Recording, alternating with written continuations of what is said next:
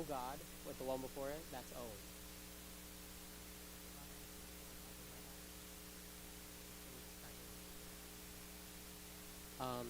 If you look, friend of all, Mitra, holiest of all, Varuna, controller of the universe, Arya Vir, and the list goes on. Next slide.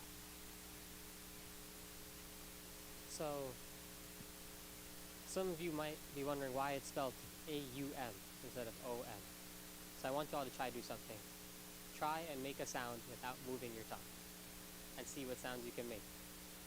So, with your lips all the way open, what sound do you make? Halfway open, what do you make? What sound do you make closed? So together you get om or oh. This is where that comes from.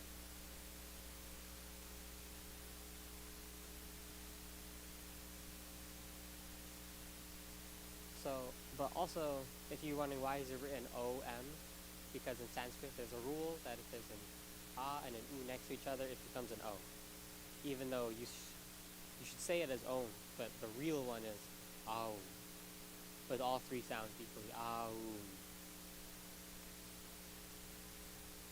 So, the highest name of God is Om, and it breaks down into three parts. So, it breaks down by each letter, and then by each letter it breaks down into three names each. So I know, this will expand more. So, you see each one has three names, so we're going to look at A right now. Don't worry, they'll come back.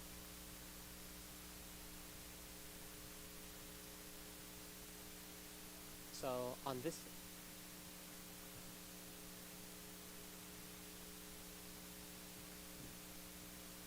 one you should write the second one. What does Agni mean? Right? So,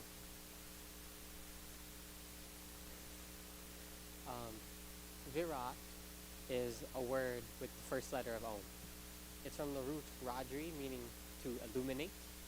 And it signifies God because God illuminates all of the universe. Agni, in addition to meaning fire, Agni also comes from the root Anchu, meaning to worship, and Gati, meaning to go or realize. So this denotes God because He is all knowledge. And He knows everything, and He's worthy of our adoration. Make sense? Vishwa is from Vish, meaning to reside, and all the world and all the objects dwell inside of God, and He dwells in everything. So He resides in everything, and everything resides in Him, if that makes sense. And to remember, on this slide, the middle one is important. Everybody have that?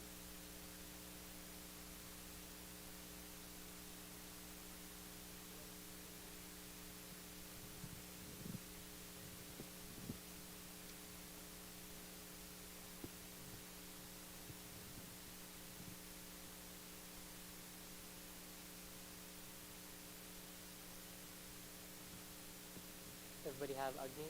Or you still need time?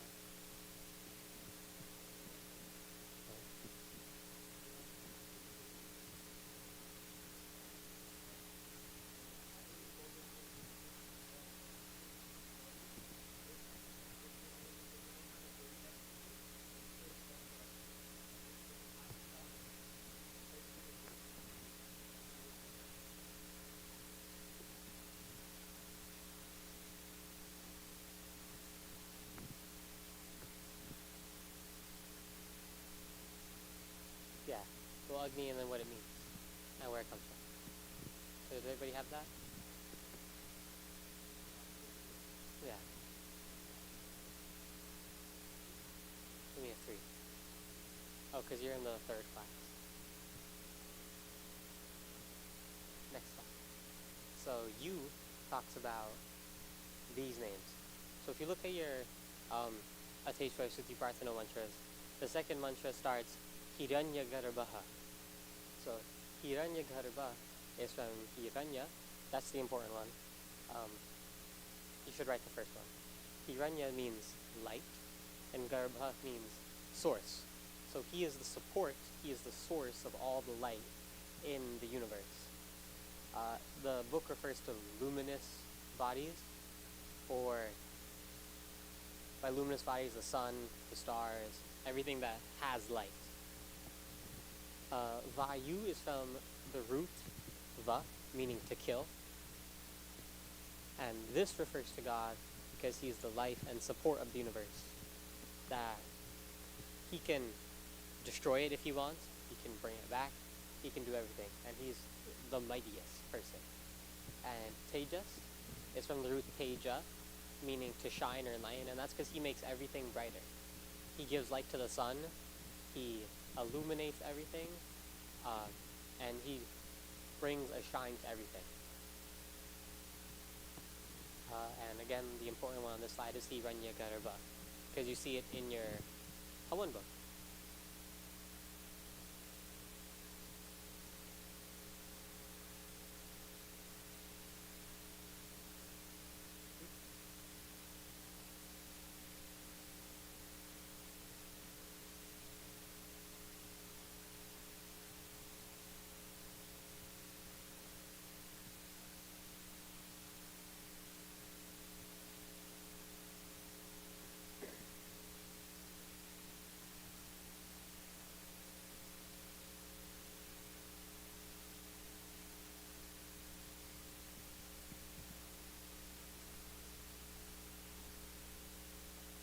So the first two on this slide are important, Ishwar and Aditya.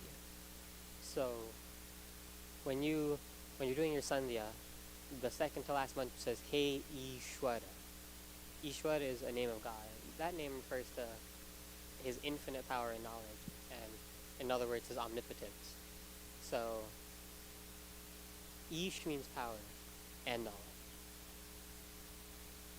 So in a sense, there's a trio. God's omnipotent, meaning he's all-powerful. He's omniscient, meaning he's all-knowing.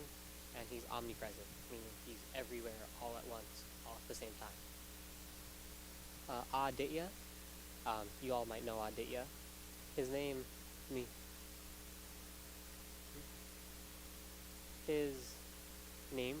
it's from the root do, meaning to break or decay, and the suffix a, meaning not. So a at the start is a negator. So any word in Sanskrit you see that has a at the start, it's the opposite. So if ditya means to break or to decay, then aditya means not decaying. Because God doesn't decay. He's immortal. Prajna comes from the suffix pri, meaning perfectly, and jna, meaning to know. So he knows everything. So where you get his omniscience from it, his omniscience. So you should write down the omnipotence is he's all-powerful, omniscience is he knows everything, and we'll get to omnipresence in a second. Yeah.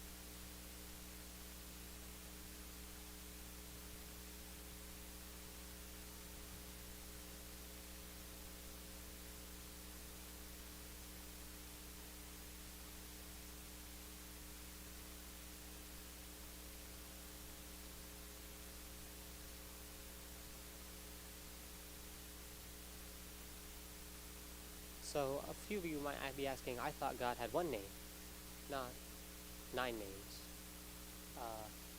So it's very light, but as stated in the Vedas and the Shastras, all these names stand for God.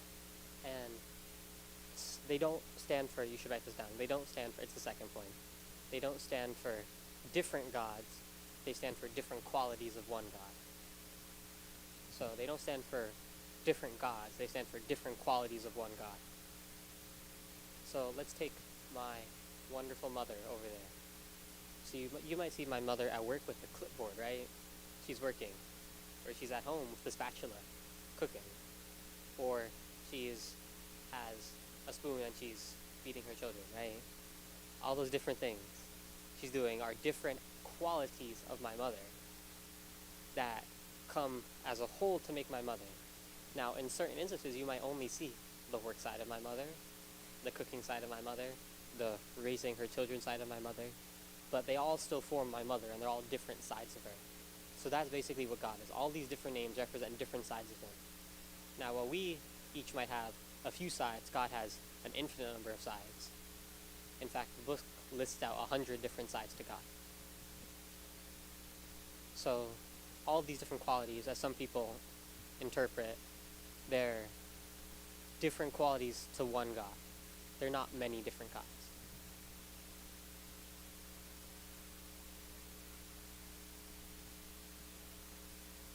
So, as some of you may notice, many of the names for God have literal meanings. We talk about Agni a lot. Agni means fire, but as you saw earlier, Agni also means different things referring to God. That typically, we have to know when to distinguish. Is this word referring to God, or is it referring to the literal sense of the word? So we're going to look about another example, about this man and his servant, talking about salt and a horse. So Saindava is a Sanskrit word meaning salt and a horse. You should write that down. It's on the top. Saindava means salt or horse depending on the context. So if this man goes to his servant and asks him for Saindava, when it's time to eat, he should bring him salt. And when it's time to go out, he should bring him the horse. But he shouldn't bring him the horse when it's time to eat and the salt when it's time to go out. Because if he brings him the salt when it's time to go out and the horse when it's time to eat, then he doesn't have the cognition or the awareness to know that he's supposed to bring the salt when it's time to eat. That he should know to parse which meaning is which at which time.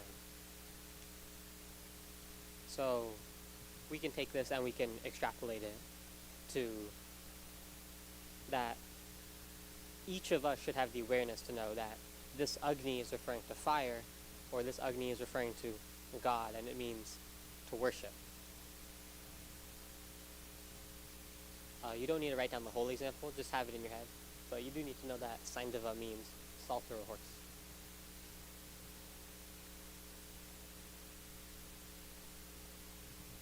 This slide is not important, you don't need to write it, but it's a cool fact about where polytheistic Hinduism came from, as opposed to monotheistic Hinduism. So back in the golden age of India, there were many, many universities, and everybody had the Vedas and the books that came from them. So everybody had the whole story about where God came from, and that it's all the different sides. But then, at some point around the 1200s, the Muslim or German invaders, it's debated which, it was probably both.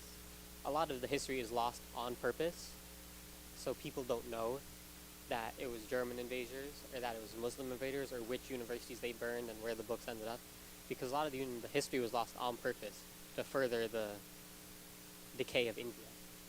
So they invaded, and it basically split Hinduism because they started burning down schools. Because India was strong because they were educated. So the way to get to India to break them down was from the inside by burning down their schools. So suddenly nobody was educated, and India fell into disarray and it broke down and split. With that, Hinduism split because different people took different parts of books as they were running away. And as they took the different parts of the books, people with their incomplete stories, because they only had what they only had the little bit, they started worshipping the best they could, but with only their little story. So some people in this part of India might have been worshipping this quality of God, and some people in this part of India might be worshipping this part of God, because that's all that they said. So that's where polytheistic Hinduism came from.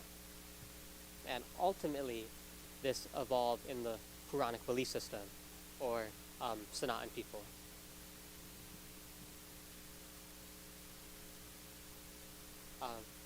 You don't need to write this down either.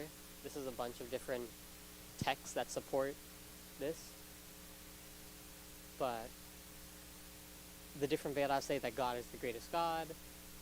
He alone is worthy of our adoration. They say that Om is the natural name, that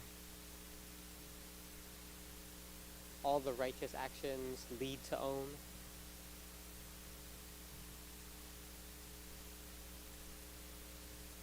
That some people call him Agni, some people call him Manu, some people call him Indra, some people call him Prana, some people call him Brahma, right? All these different names in bold: Brahma, Vishnu, Rudra, Shiva, Aksharda, Swarda, Kalagni, Chandrama,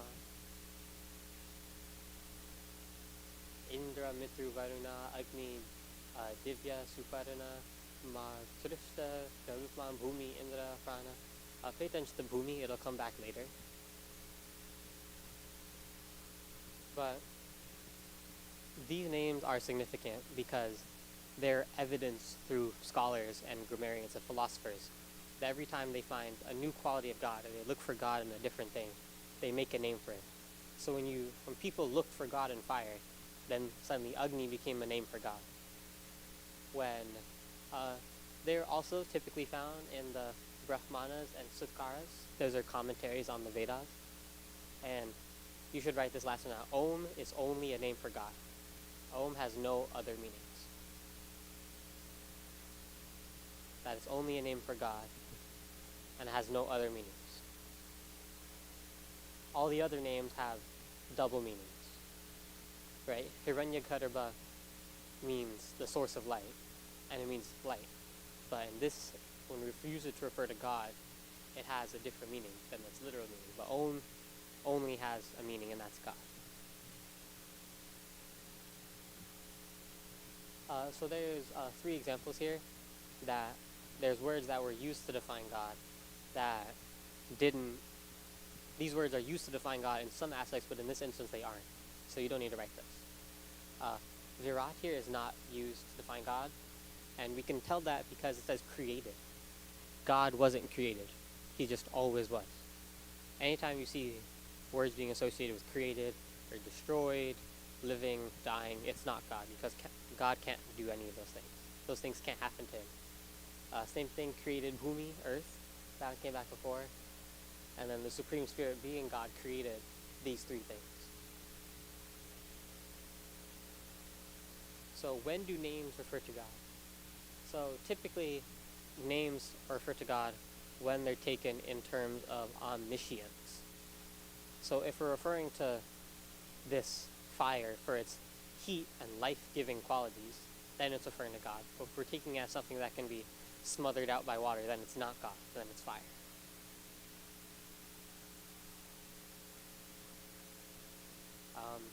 This isn't important, but the book mentions it, that when these objects are talked about in terms of creating, dissolved, material, dead, inert, and being found, they refer to the planets and stars. And when they are used to characterize God, they should be taken divinely. And any other time, they refer to the soul. In terms of feeling, pleasure, pain, all that, they refer to the soul.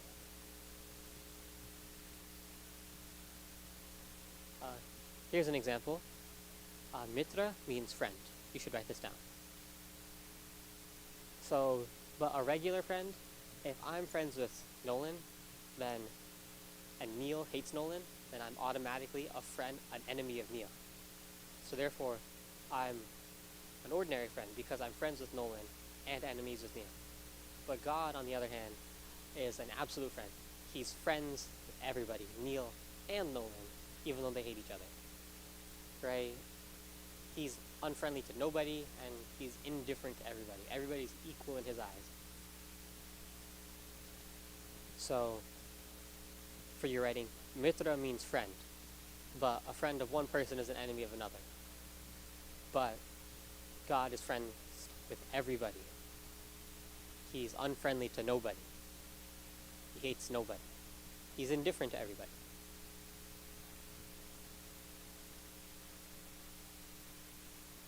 He's indifferent to none. Same thing.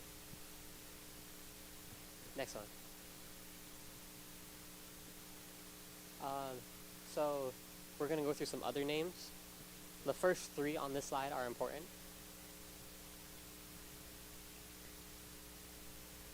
You're also going to notice something, a theme with these names. So Vishnu, is from Vishir, meaning to pervade, and talks about one who pervades, and pervades means is present throughout all of the universe. He's everywhere. Brahma comes from Brihit, which means to lord, which means that he rules over everybody. He lords over everybody. Shiva doesn't have a root. It's just a word that exists, and it means that he is only bliss. God is only happiness, and he gives us that happiness. Ganesh comes from Gana and Isha, meaning Lord, and he's the Lord of hosts. Now, it's not on the slide, but Ganapati is same thing. Gana means host, Pati means Lord. He's also the Lord of hosts. That one isn't important, you don't need to write that down. Mahadeva, Maha means great, and Deva is just a word for God. And it means that he's the greatest of the great, he's the greatest of the good, he's the greatest of the learned, the greatest of the scholars, and he's the light of the world. So, again, the important ones are the first three. Now, a point to mention about this is that Sanatan people refer to Vishnu as the great maintainer, and Brahma as the great creator, and Shiva as the great destroyer. Now, those aren't wrong. Those are right, because God is a creator, maintainer, and destroyer. Now, these are where the words come from, and God cannot be, those are three parts to him, right? Three qualities of him. Now, this is where we break into a long tangent about Sattva, Rajas, and Tamas, which are the three gunas, the three elements, as you would say, that can be applied in many parts. So, in this order, you don't need to write this down. But if you were in camp a few years ago, you'd learn that Sattva is your air forces, and Rajas is your fiery forces, and Tamas is your earth forces, and they reflect, like, you should eat. If you have a Rajas body, you shouldn't eat fiery foods because you already have an overabundance of that. But what people don't know is that this can be reflected into science, that Sattva, Rajas, and Tamas are a correlation to the proton, neutron, and electron. That you can't have an atom without your proton, neutron, and electron. So if the proton is Brahma and the neutron is Vishnu and the electron is Shiva, right? You can't have without those three parts. Now, religion and science are not necessarily separate, especially in Hinduism. They're very interconnected. You just have to look deep enough and you'll find meanings like that. That while the ancient Indians didn't know back in the day that they didn't call it a proton, neutron, electron, they know it existed. And they knew the atoms existed. And their name for it was Sattva, Rajas, and Tamas. Now, eventually, those reflect Brahma, Vishnu, Shiva, and those reflect the proton, neutron, electron. But they're very connected. Three other names. Lakshmi. Laksh means to see or mark, because God is the one who sees all of the universe. And Laksh means to mark, is that he marks it with his touch, right? He puts unique feathers on birds to make them unique. He puts eyes on people. He puts leaves on trees. No tree is the same. Same way no person is the same. And fruits are all different colors. So that's what God does to them. That's the important one on this slide. Saraswati comes from Shri, which means to acknowledge or know. And that means that he's one who possesses infinite knowledge, and he knows everything in existence and their relations. Shankara comes from Sham, meaning good, and Kri, to do. And he's the giver of happiness. Shankara and Shiva are two sides of the same name. They refer to the same person, same quality of God. Again, the important one on this page is the first one.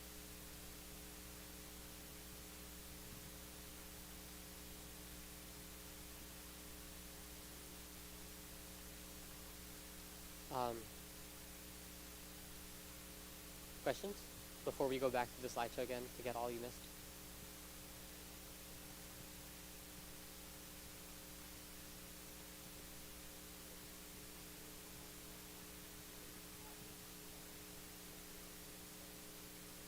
The three gunas.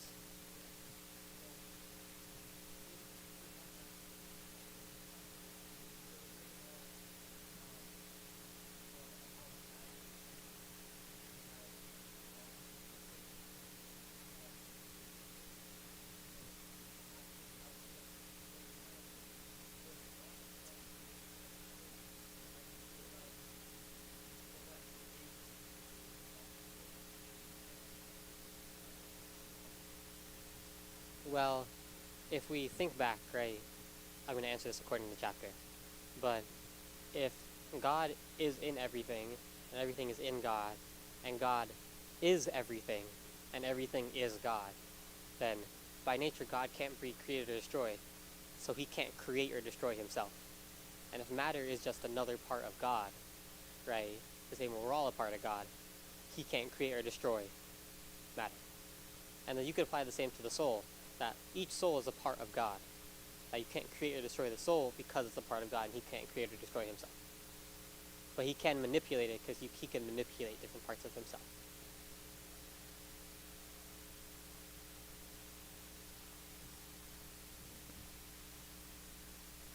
Let's jump back to the beginning.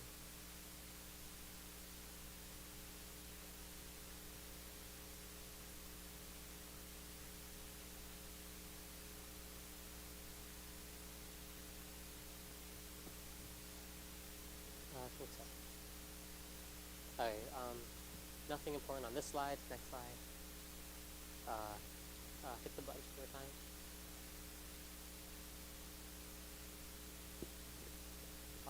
The important thing on this slide is the first thing, that you get these sounds without moving your tongue. Should write that.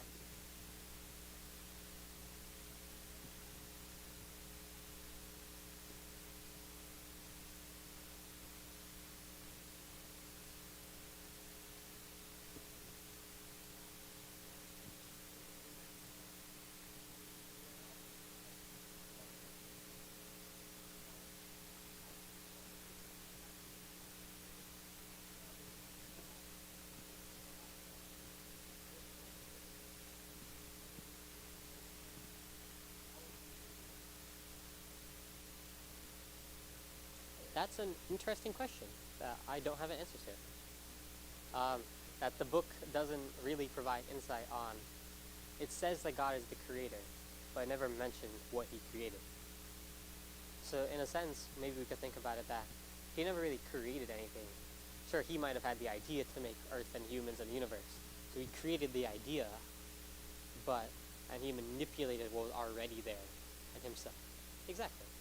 That's one way to think about it. Everybody has this thing on the first part of the slide. Next. Next. Everybody has the second one on the slide. Let me know when you have it.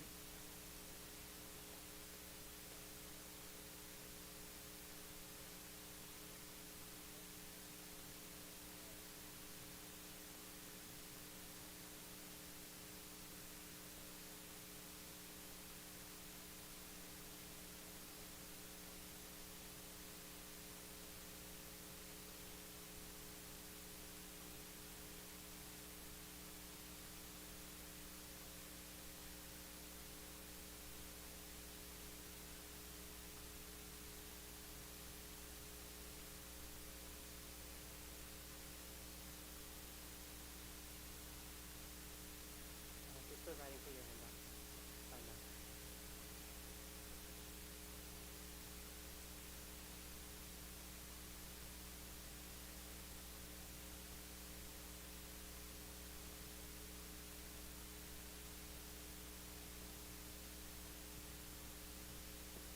Okay, the important one on this slide is the first one, Hiranya Garbha. For those of you in Guruji Sanskrit class, the N is a Rna. It's a cerebral Na. And you didn't learn about half R's yet. But it's not Hiranya Garbha, because there's no after the Ra. It's just the R sound. Hiranya Garbha.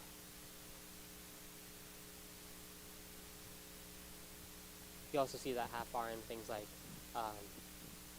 Sarvam. It's not Sarvam, it's Sarvam. Not a second A.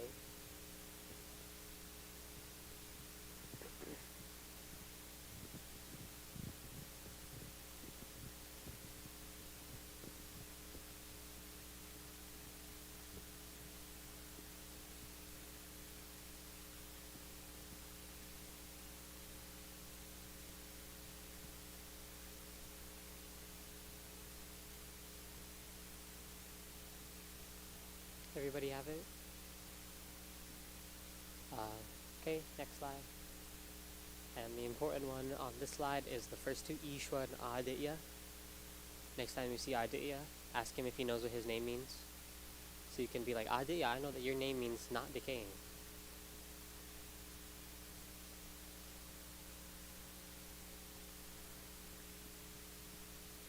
Now, as you learn the different words, you can look at the Hawan book and you can see, okay, I know that when it says, hey Ishwara, hey is just like an English hey.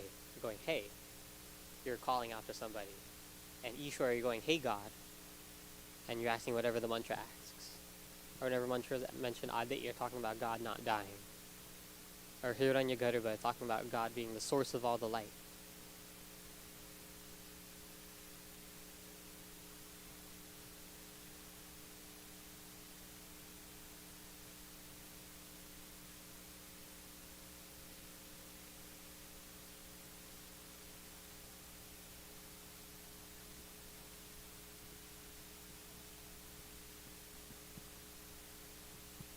Everybody have it?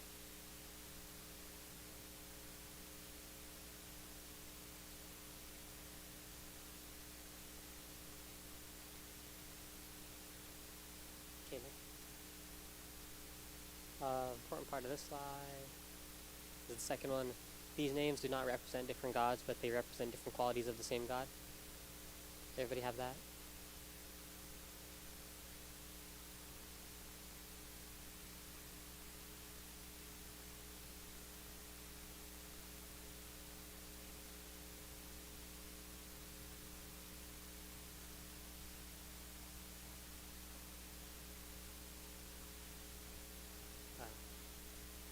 Yeah.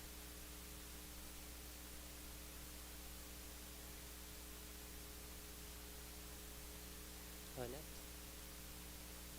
Important part of this slide is that you need to know that Saindava refers to a horse or salt. That things can have many meanings the same way, and people need to have the consciousness to interpret them. You should also write down some version of the example I gave with my mother, that my mother could be a teacher in school working, she could be cooking at home, she could have a spoon in her hand raising her children, right? All those different things are different aspects of my mother. The same way God has many different aspects, and we only might see one at a time. But we need to know that they all come together to form one composite God.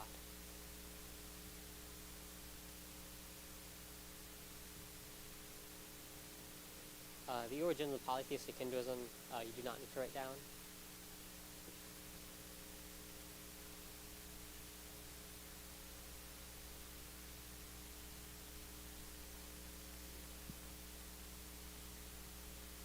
You should write that, the first part, that all these other names are provided by scholars. That all of the other names of God have been provided by scholars one way or another. That the only intrinsic name of God that came from God himself is Om. As you can remember from the Auma thing we did at the beginning. That all the other names come from what we see him in. That we see him in fire, we see him in the wind, we see him in the water. All those things. And you should also write that Om is only the name for God and has no other alternative meanings.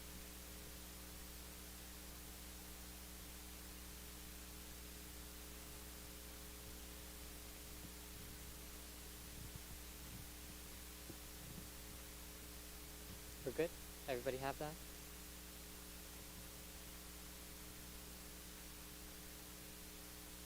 Don't need this slide.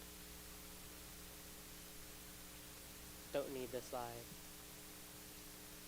You do need this, the Mitra, we're being, that I can be friends with Nolan, and because Neil hates Nolan, Neil hates me. That way I'm a, I don't know if you guys have ever run into the word secular. A worldly friend, whereas if I were to be, God is a divine friend, he's friends with Neil and Nolan. Yeah, secular. That's the word you learn in Catholic school. Be aware of secular things. Don't get attached to worldly things.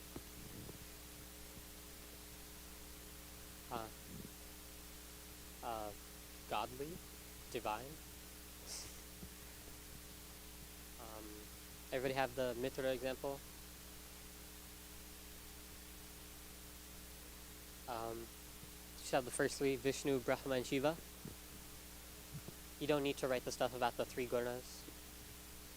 Just that Vishnu comes from Vishir, meaning to pervade, and it means that he pervades. Brahma is the one who lords over all; he rules over everybody, and Shiva is the aspect of God that we see as the giver of happiness.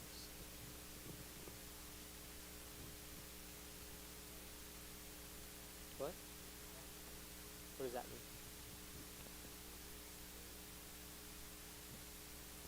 He is.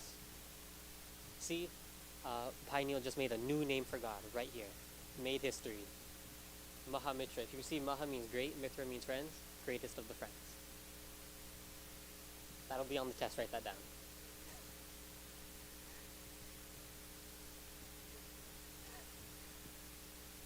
It was like that one kid in class that says, "Teacher, you didn't give us any homework."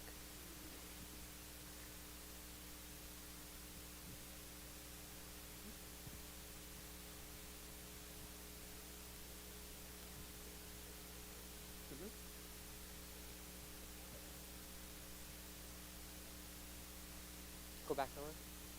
So this is an example about trying to see when names can apply to God. So Mitra is a word that means friend. So God is Mitra, but I'm also Mitra. So when I'm Mitra, let's say hypothetically that Neil hates Nolan. I'm Mitra to Nolan. But because Neil hates Nolan, Neil hates me because I'm friends with Nolan. So that way I'm a worldly Mitra. But God is a divine Mitra. He's friendly to everybody, Neil and Nolan, even though they hate each other.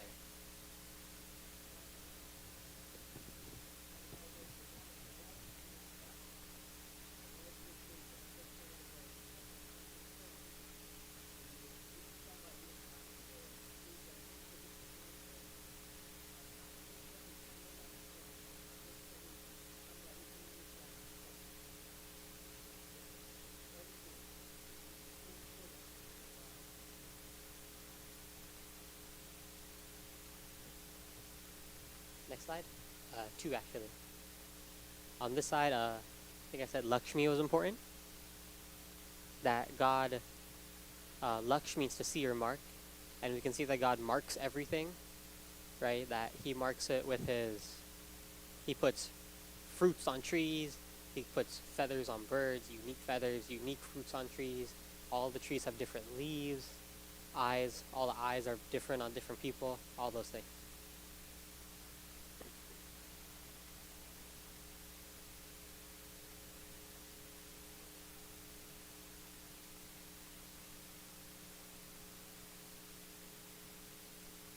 Everybody have that? Everybody except Nolan have that?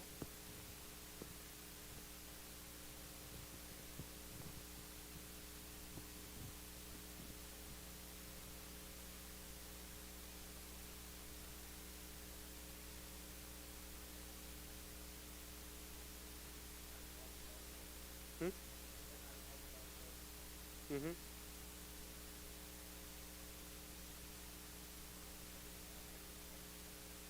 This curry. Remember, Mahamitra, greatest of the friends, will be on the test. And that's it. So you guys can take 2 minutes. You don't have to, you can stay here, talk quietly or use the bathroom while our next presenter gets set up, which I think is you. No, you had your 15-minute walking break.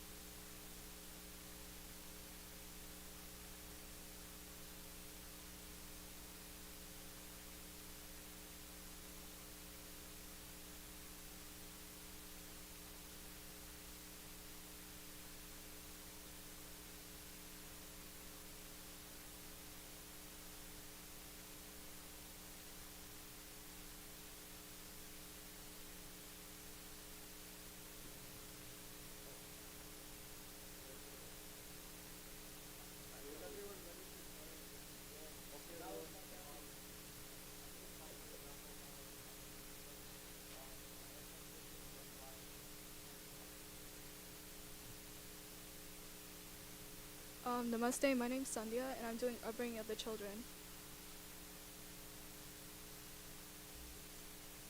So the three good teachers. The three good teachers are the mother, father, and teacher.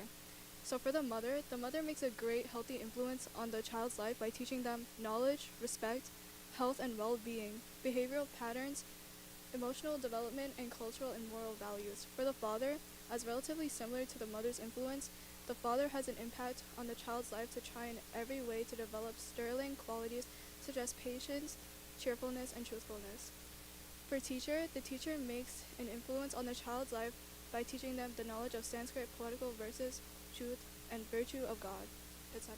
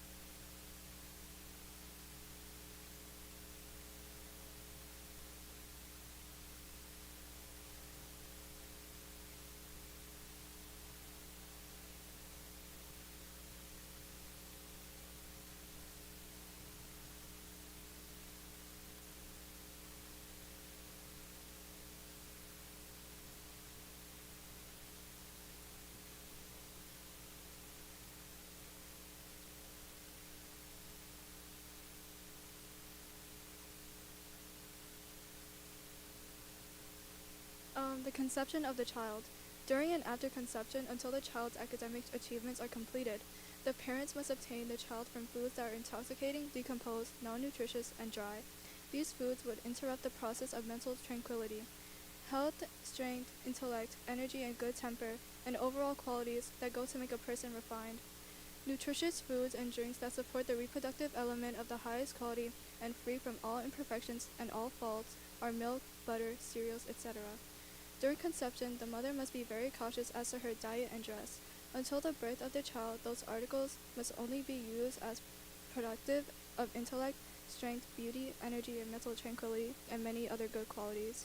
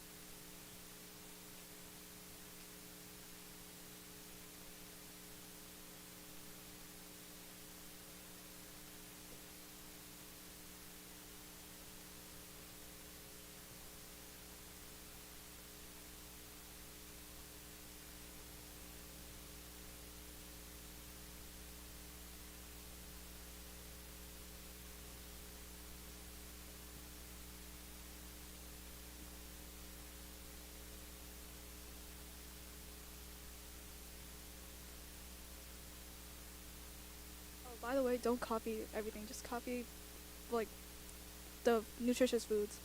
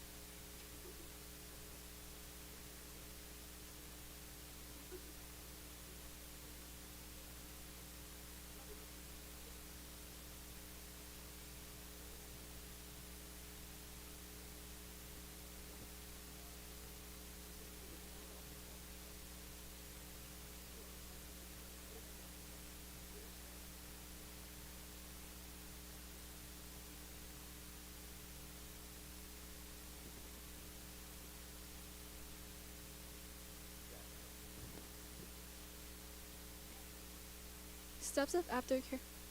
Steps of aftercare after birth. After the birthing of the child has happened and the cord has been cut and tied, the child must be bathed thoroughly with scented water and homa performed with scented clarified butter. After the child has been looked after, the mother should also be provided with aftercare in the matter of health and well-being. As this is all done, both the mother and child should be able to gradually gain in health and strength. Both the mother and child should be moved into a room with a pure atmosphere and that is well furnished and cleansed.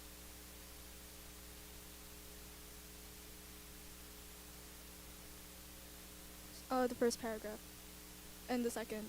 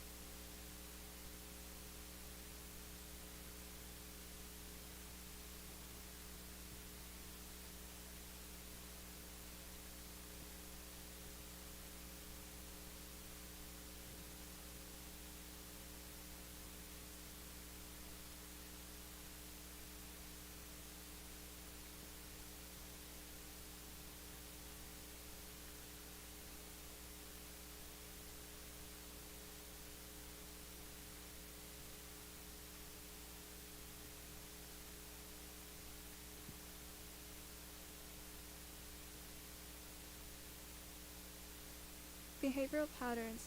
A mother is required and instructed to make her children refined in character and manners, and to never misconduct oneself in any way. For sweet words to exit out of the child's mouth, a mother should encourage her child to speak in a sweet, soft, and pretty voice in her child. When the child begins to talk and understand, he or she should be taught how to address the superiors, inferiors, father, mother, king, and a learned man. The child should learn how to conduct themselves in their presence in order to be treated with respect. Parents should try to inculcate the minds of their children an intense desire for the love of knowledge, elevating company, and control of the senses. Just copy like what the mother should teach her child about the sweet words.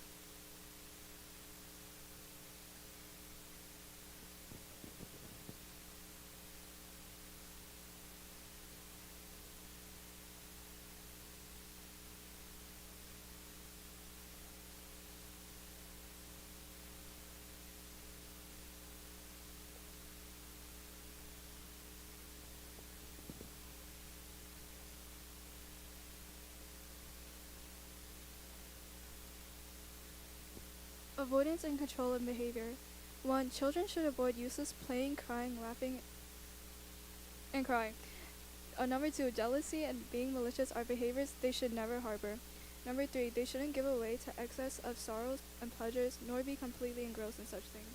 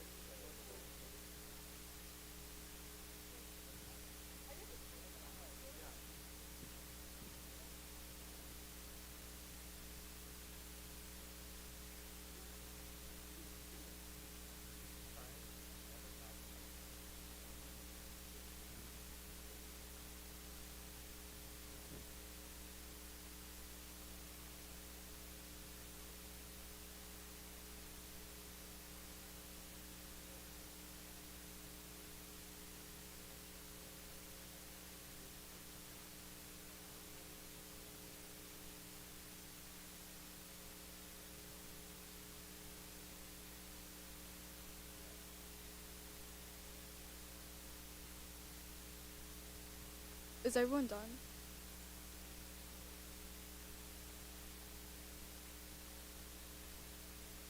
Understanding and learning. When attaining the age of 5, children should be taught the Sanskrit alphabet as well as other foreign languages. Both the mother and father should also make the child understand and learn by verses, poetical pieces, aphorisms, prose passages, etc., as they are filled with good precepts, inculcate truth and virtue, and love of knowledge and God. Let's copy what the child should be learning.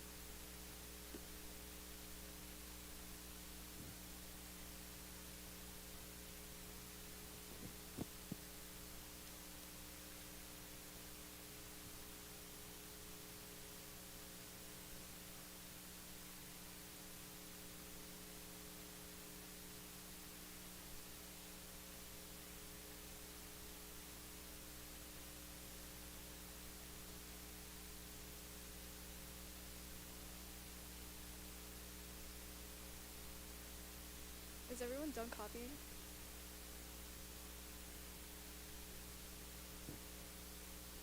Counseling of superstition. Parents should counsel their children against all superstition, things that lead to superstition and things that are opposed to true religion and science, so that they never give any fault or credence to ghosts and spirits. For those definitions, just keep them in mind.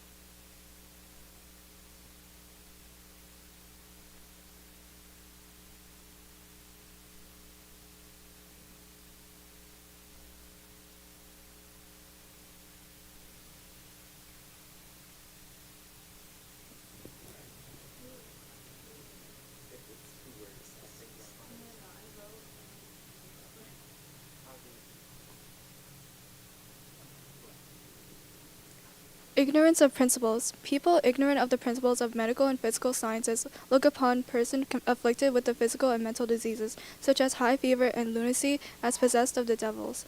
This quote explains how people think someone is possessed of the devil when they are supposed to get treated medically, dieted properly, otherwise cared for. That naive person trusts that ill person in the hands of a cheat. In this case, they waste their money and bring misery and suffering on that sick person by the increase of the disease. You could just copy the second paragraph.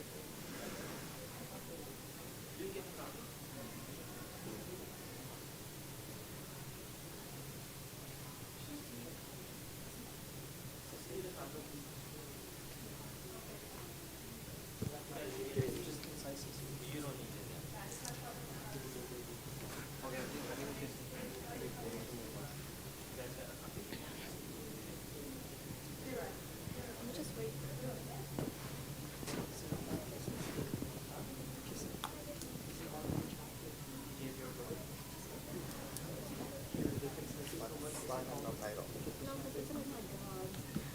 So we could put example. Okay, so this slide is an example of the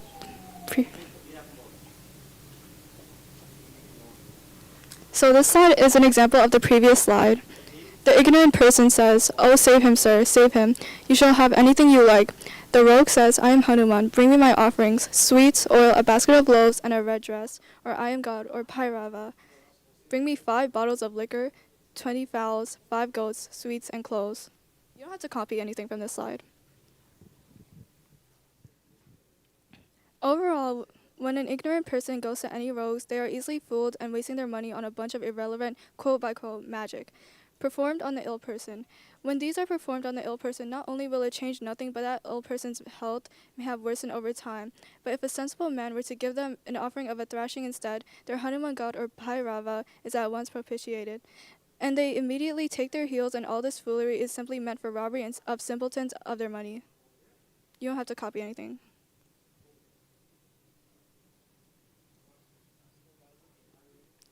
So you don't have to copy everything, but just copy just some of it.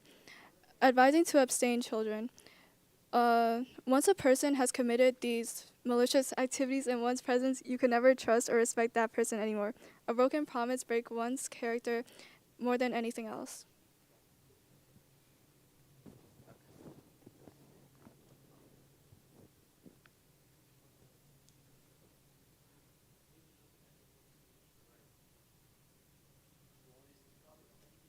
Don't copy all of it. Just copy some. Which ones? Okay, it's probably not enough. Copy some. Sure.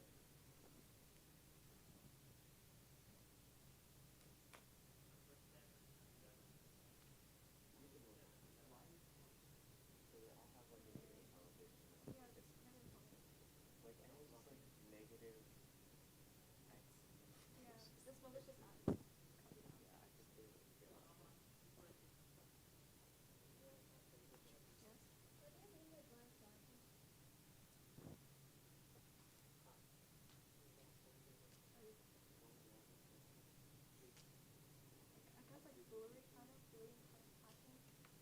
Wait, I don't know.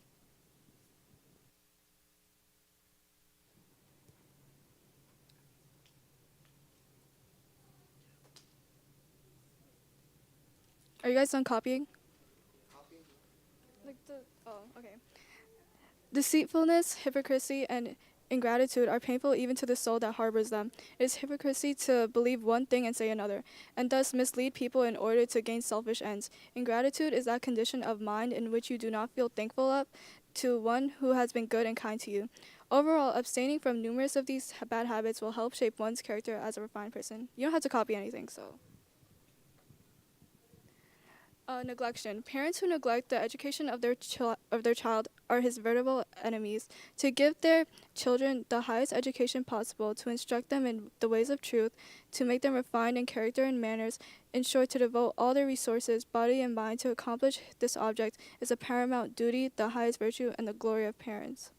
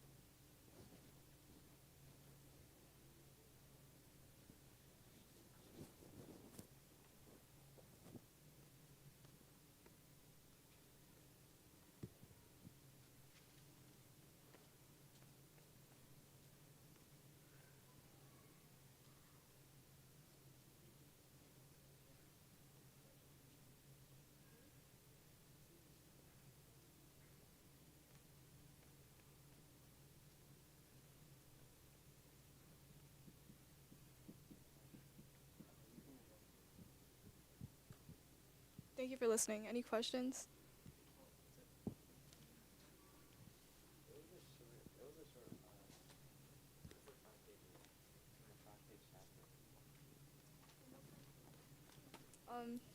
Do you guys have any slides that you want me to go back to? Okay. Kisna, can you go back to some slides? Go back to the first one.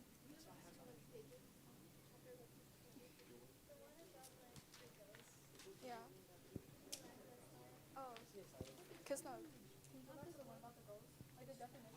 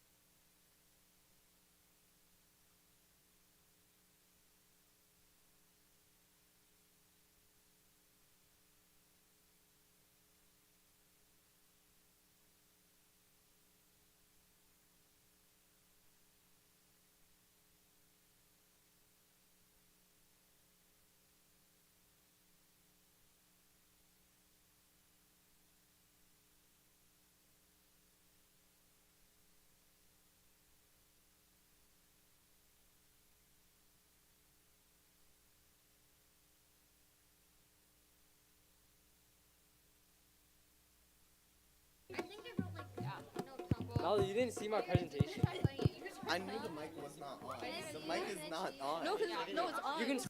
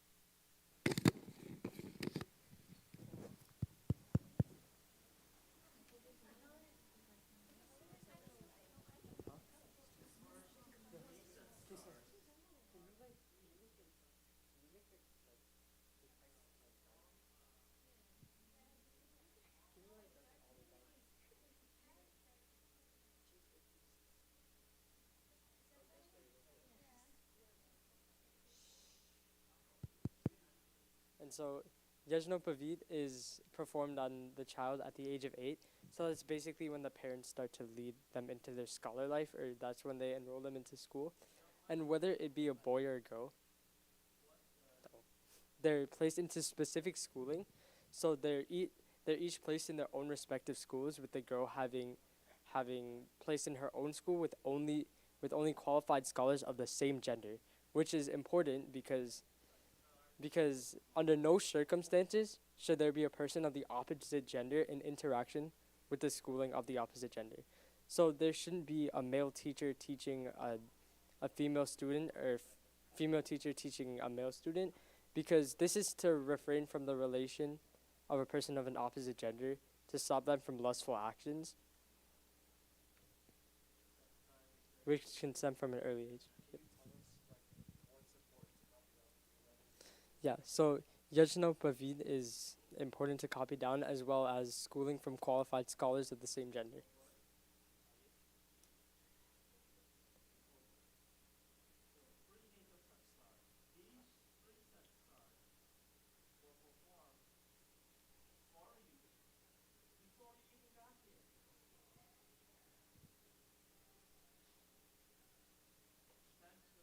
Okay, I'm gonna go to the next slide now. Yajnopavid is basically the enrolling of a child in schooling, and it happens at the age of 8, whether it be boy or girl. You can continue to the next slide. Okay, so the child's education. So this is like the beginning of their education. The first thing that the child learns is the Gayatri Mantra, which we all learn at a very young age, and that's basically the first thing we learn. And it talks about, it's the basic of all things we learn as a scholar. So it's a condensed version of basically all things we learn as a scholar in the meaning. And then they learn the steps of how to perform sandhya and the necessary steps that it would take, as well as to perform homa, or havan as we usually know it as, using a vedi and putting offerings into a fire. And homa is very significant because it purifies the air around you and purifies the water around you to prevent diseases. And also, it's a sin to not do homa, or to like refrain from doing it, because then there would be a lot of impurities around you, which can cause disease and sickness.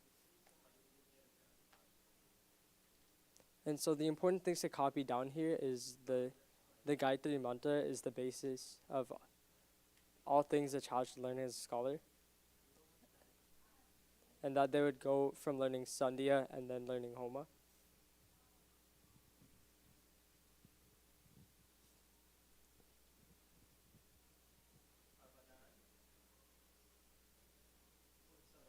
Alright.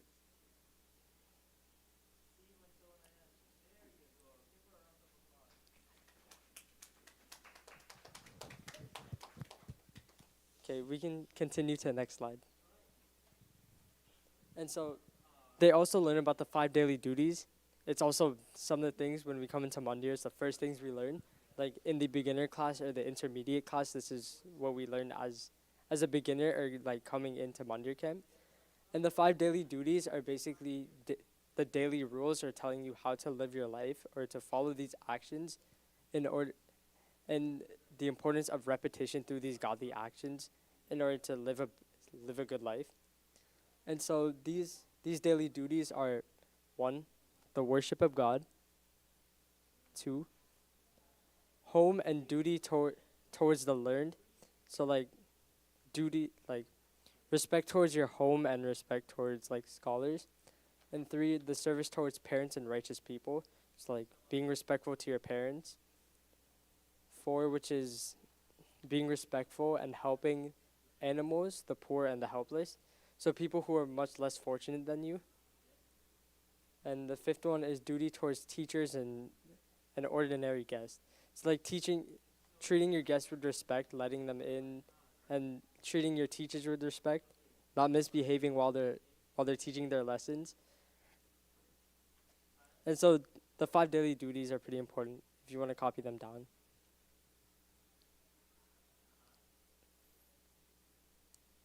Yep. I don't know. It's important to know though.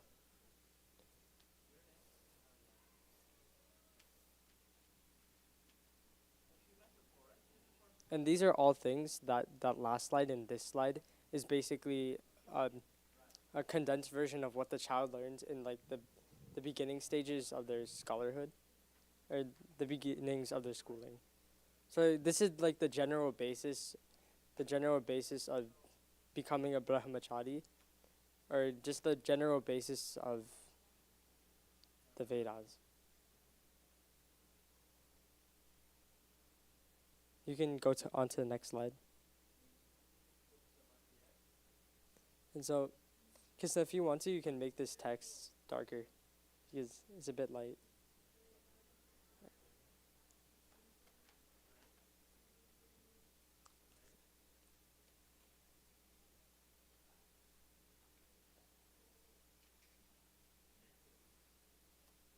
Okay, so this begins the start of the child becoming a brahmacharya. And according to the Manusmriti, a student should observe a brahmacharya first and study the Vedas with the subjects that they need to learn for 9, 18, or 36 years, or until they completely master the Vedas and their study to become a brahmacharya. So a brahmacharya should be able to teach a student how to live the ways of a brahmacharya and to refrain from bad actions and to make good. So a brahmacharya is of 3 grades, and this is important. So, and the bolded part of each is the most important. So there's the lowest of the brahmacharya, or the lowest of the student becoming brahmacharya, is observing the brahmacharya for 24 years. And that's the most important part of this. But to keep going, it is compared to 24 letters in the Gayatri meter. And this person should be known to have perfect control of their passions and devote themselves to the acquisition of knowledge of the Vedas. So if people were to tell them to sin, they would refrain from that, which all brahmacharyas should. They should refrain from peer pressure or refrain from sinning. And to move on, there's the intermediate brahmacharya, or the student, which observes the brahmacharya for 44 years. And this is compared to the 44 letters in the Trishna meter. This is a person that attains the degree of pranas, which makes him an asylum for good and a terror for the wicked. You might want to copy that down, pranas, or degree of pranas, and that definition. An asylum of what the person is. An asylum of good and a terror for the wicked. So basically for the good, he's the best person for the good, and he's a safe haven for the good. Meanwhile, he's bad for the wicked because he refrains from that and he expels that from himself and other people as well. And so to go on to the highest and the highest brahmacharya, or the student, is when the student remains up a brahmachari, when he reaches the brahmacharya status, and remains a brahmachari until he is 48 years of age. And this is compared to the 48 letters in the Jagati meter. And this is when the person obtains perfect knowledge, perfect physical strength, perfect wisdom, perfect development of their qualities, their natures, and their characteristics. And this is a person who enlightens all and is able to master all types of knowledge. So they should have perfect control of everything that they know and of their senses, and they should be able to master all types of knowledge because they have perfect control over themselves, and they're self-aware of themselves, which means they know how they can learn and they know how to learn. And if you want to copy down, like, the most important things to copy down, like, you don't have to copy down the Manusmriti, but you should be able to copy down the years that they should observe a brahmacharya, and the lowest, the intermediate, and the highest, and how to gain those roles.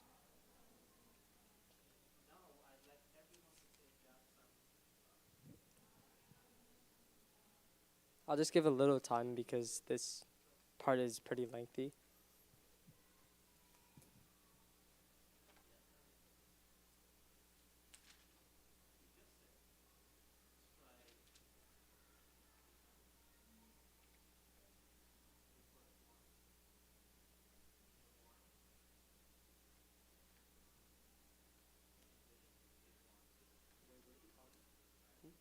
So we copy the years that they should observe a brahmacharya. So, which importantly is 9, 18, 36 years, or until they completely mastered becoming the role of a brahmacharya. And also the 3 grades of the brahmacharya, the lowest, the intermediate, and the highest, and how to obtain that role.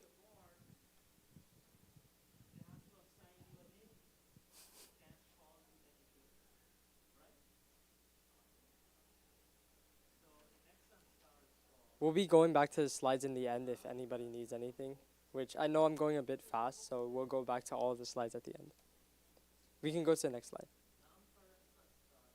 And so the 4 stages of the human body, it doesn't seem necessarily important, but as a brahmacharya, the 4 stages of the body is completely important because it marks certain milestones as a brahmacharya, or what they should reach and where they should reach for.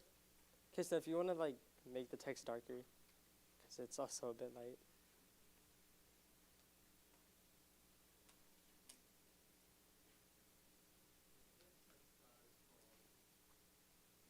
Okay, so the stages of the body aligns with the time the person has to be a brahmachari.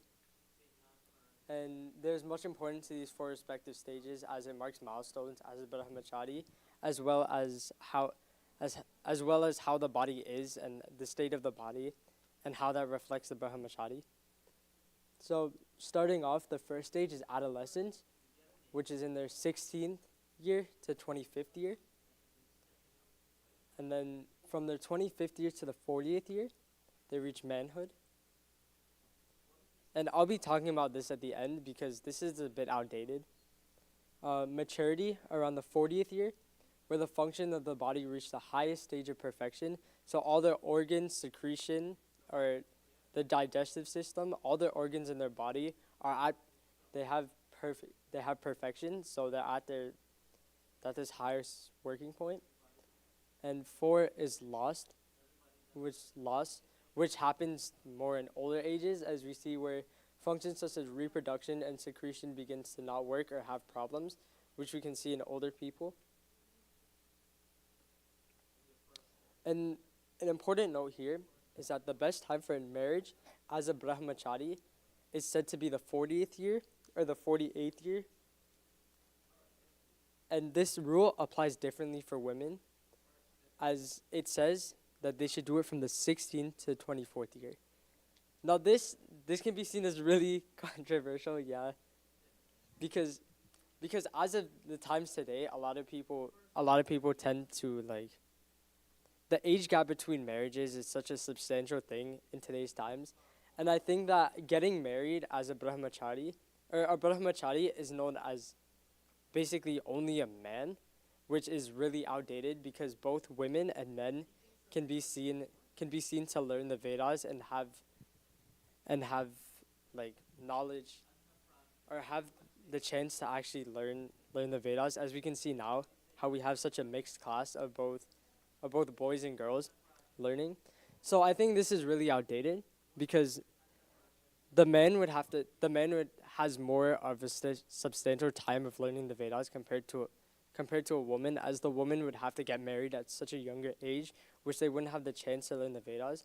So I think it's very dependent on the person and where they are in their studies, and basically what the person would want to do in alignment with their partner. So it's a bit outdated, but you might want to copy this down, that the best time for marriage of a brahmachari in those times is the 40th to the 48th year. And for a woman, it's from the 16th to 24th year. And again, this is very different in today's times.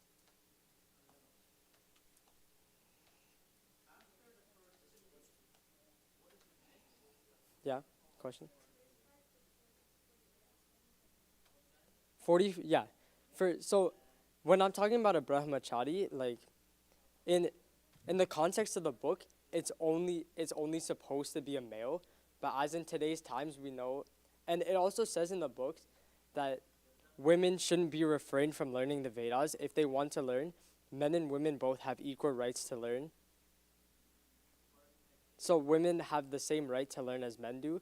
So this is like really outdated, and this is tweaked to today's standards. But this should be important to write down because of how they lived their life back then. Yep. Something to note is that this passage, I guess, was the translation was obtained from a passage that was from a very patriarchal society. Mhm.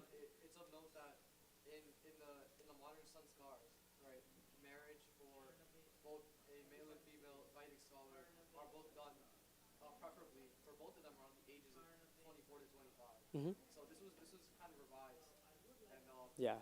it's not just for men, and the age gap is not as. But in the text of the Satyar Prakash, this is what they have in education. But of course, we can see the sanskars changing over time, dependent on what scholars think, and dependent on how the times are changing as well. And we can go on to the next slide. So this and the next slide are very lengthy. So this slide, if you would want to only copy down the 5 tests, and the 5 tests are basically the truth of everything. So it's everything that is learned or taught to the student as a brahmachari, and as they finish their education, this is the qualities or the traits that should be examined by the following tests. And so one is the Veda and the nature of God, which is all that conforms to the teaching of the Vedas. So all of their thinking should be conformed to the teaching of the Vedas, their nature, their attributes, and they should have godly characteristics which are right in nature. And anything that's the opposite is basically deemed as wrong or sinful. And the second is the laws of nature. All that aligns with the laws of nature is true, while the opposite is not true. And that can be said for a lot of these things, that the opposite isn't true for them. And an example of this is having a child born without the marriage of the parents, or legal marriage of the parents, which is not true to the law of nature. And the third one is the practice and teachings of the... Yeah, it's okay. You have a question? So if the parents don't get married, Well, according to the Satyar Prakash, the having a child before marriage, or having being deemed as united as one, as a couple, it's not true in the laws of nature. It's unholy. But like, as I said, yeah. I think Question? maybe a clarification would be that if a child is born before Yeah. any two individuals were married, then that would signify that the two individuals were not following the proper, rights that Mhm. that the Satya Prakash and the Sanskars were dictating, and that results in something that's considered quote unquote unholy. Back then, it was considered that using that word unholy because the child would not have a guarantee of growing up with these virtuous qualities, whereas Yeah. a child born under a married couple would have a higher tendency to adopt these qualities. Because as we learned in chapter 2, or Sunday's presentation, we learned that the father and the mother both play substantial roles, and not being of like united or of union means that they could be missing a key role in their life, which would be really negative for them, as they wouldn't learn certain qualities from one parent or another, and they would have an imbalance of these pure qualities. And the 4th test is the purity and the conviction of one's soul. And the 5th one, which I feel like is the biggest to cover and one of the most important, is the 8 kinds of evidence, which is the qualities the person should have based off what they learned as a brahmachari. So the important thing to write down here is the 5 tests, what the 5 tests are. And if you want to do like a brief summary of what they are.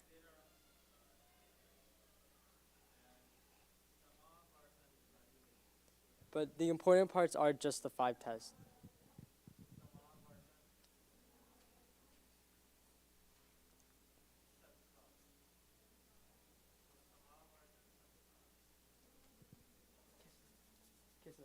You might have to like darken the text of everything in the next slide, because it's long. Yeah. Definitely. Hmm? I can. All right. So these are the 8 kind of evidence, and I don't think so. The explanations for these are straightforward. So if anything, the most you should do is copy down what the 8 kind of evidence are. If you don't want to do it in the Hindi, you can just do it in the plain English. And so the 8 kinds of evidence, the first one is pratyaksha, which is direct cognizance or knowledge with direct contact of the 5 senses. So anything to be deemed with the 5 sentence or observation with the 5 sentence can be seen as pratyaksha. And as you learn throughout, you learn how to control your 5 senses. So you should have perfect control over your 5 senses.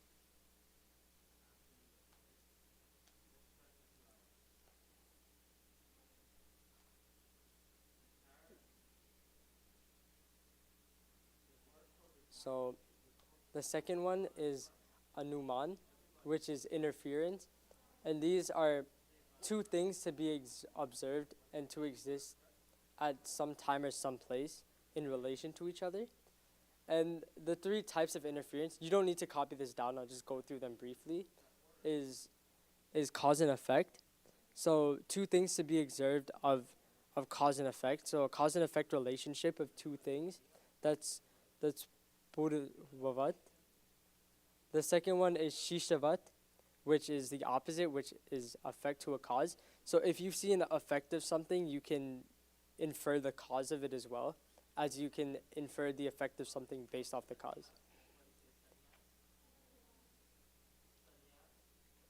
And the third one is this samanyato drishta, which is no direct knowledge or relation of the cause and effect, but there's a similarity between the 2. So if you observe 2 things at a time, but you don't know the relation between the cause and effect, but you already know that there's a similarity between the 2. So imagine there's 2 people and you see them in a room together, like they walk into a room. You don't know the knowledge of the relation or the cause and effect between them or how they got there, but you know the similarity between the 2 because they're conjoined like that. And so the third test is upaman, or analogy. And it's the knowledge of something and its relation to another thing. So this is different from the second one, which is interference, because one's interference are like to infer something about 2 things and the relation. But upaman is the direct of knowing the direct cause of something and its relation to another thing.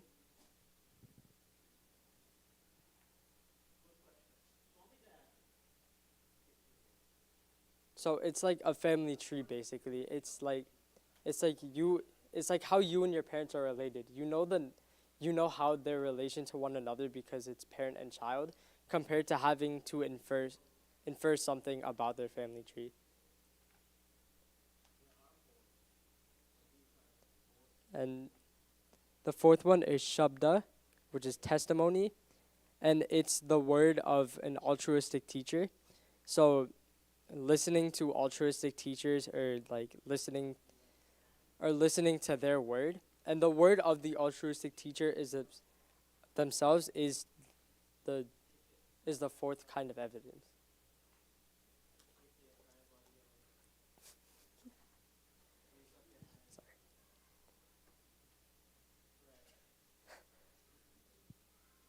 If you guys want to take a stretching break too, you can. Okay, this is the last slide.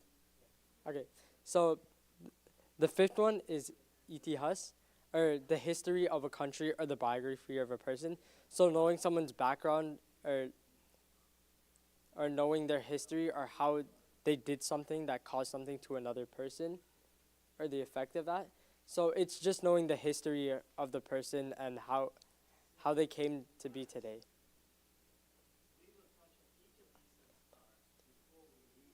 The 6th one is arthapati, which is conclusion or deduction, which is conclusion that naturally follows a statement or an observation. So like if you have if you have a statement, it's like you make conclusions based off of what you see. So like when you're doing like a scientific experiment, you make a hypothesis, but at the end, after you observe everything, you can make a deduction or conclusion based on your findings. The seventh one is sambhava, or personality. It is the thought if something is deemed possible or not relying on the laws of nature. So something to be deemed as possible in the laws of nature. So basically it's something deemed possible in the laws of nature. That one's self-explanatory and stuff. And the last one is abhava, which is negation, or an inference that the existence of something is absent from where it's observed. So an example of this is if someone were to tell you that, oh, Avinash is in the recording room over there, but you go and look and he's not there, you can see that there's abhava or negation, or that the thing is absent, or Avinash is absent from that room, or the existence of that thing is absent from where it was observed, which would be Avinash in the room. And these are the 8 kinds of evidence that follows one of the tests that they would have to go through in order to test their knowledge as a brahmachari. Yep. It's evidence of traits or things that they've learned. So like basic of skills that they've learned or kind of perfected is like inference or observation, or the control and uses of those senses to have reasoning and senses of right or wrong. So reasoning for just anything, basically, because if you can see in the world all around you, you always have to make inferences, you have to make observations, you make conclusions, you have these thoughts in your mind, but based on your surroundings and with the brahmachari having perfect control of their senses and all things that they know, that they would have to use these things and these skills in order to deem if something is right or wrong in the sense of them, in order to follow truth of God. And this is the end of my presentation. I had to like make this pretty concise because this is a really big and general topic, because it goes more into the senses and what they learn in their education, but it follows more of matter and like what they usually study as of subjects. But this is the general basis of a person going through the life of a brahmachari and learning these things.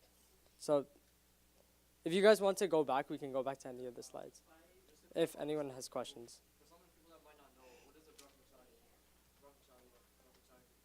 brahmachari? A brahmachari or brahmacharya is a scholar based on the learnings of Vedic teaching. So right now we are all brahmacharis or brahmacharinis, and that's basically we are going through the teaching and the learning of the Vedas and what we should do in order to become scholars like this. And we can go back to the slides if you want.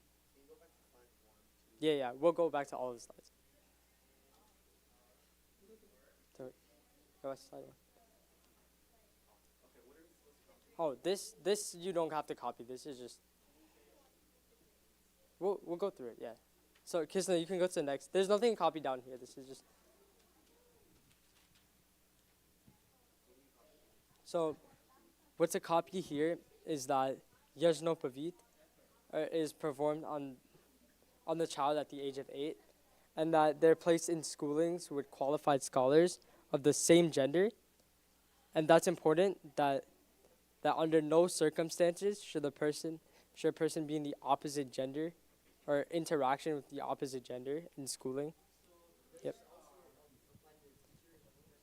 This also applies to the teacher. In the Satyar Prakash, it was said that even maids and servants helping the child should also be of the same gender. But I think today this is also outdated, because we can see that there's there's generally mixed classrooms everywhere, unless you go to an all boys school or all girls school. There's mixed classrooms everywhere because a lot of people, regardless of the gender, have their qualifications as a scholar, as a scholar or altruistic scholar. So in today, these terms are tweaked, but in these times, it was said that they had to be the same gender.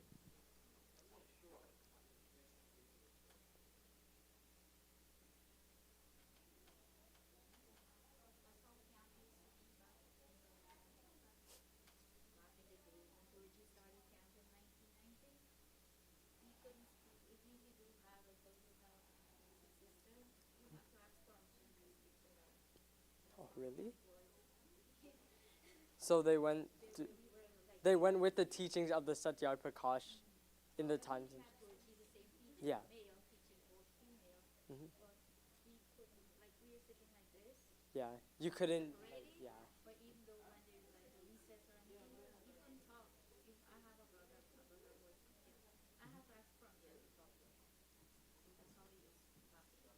So we can see that through the Kanban Gayana all the way up to now, we can see that the teachings have been tweaked and have been changed to fit the times, as we have mixed classrooms and we're allowed to like communicate with everyone. Yeah.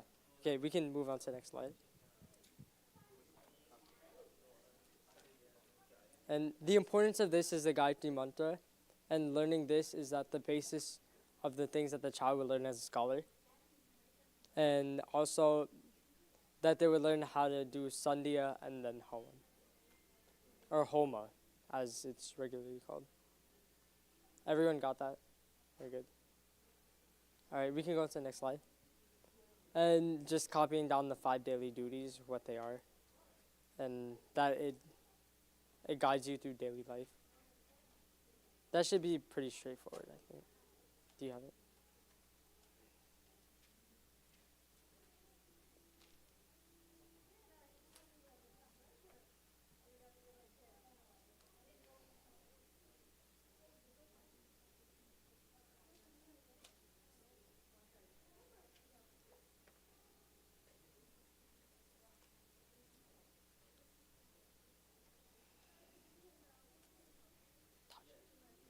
Taj, got it. Got it. Alright. We can move on to the next slide to go through. And the importance of this is that they should observe a brahmachari and they should study the Vedas in those specific years or until they're completely mastered. So the importance of this is 9, 18, 36 years or until they completely mastered the teachings of the brahmacharya. And the other important thing is the 3 grades, which is the lowest, the intermediate, and the highest. And should copy down how to gain the roles of those. I'll just give a little time for this one as well.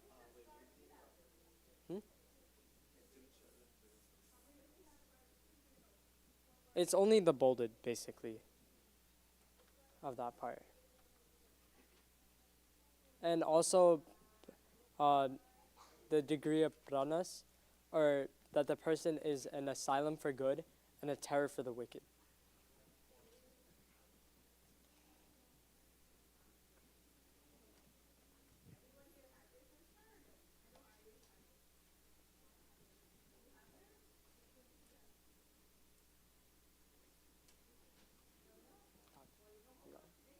Alright.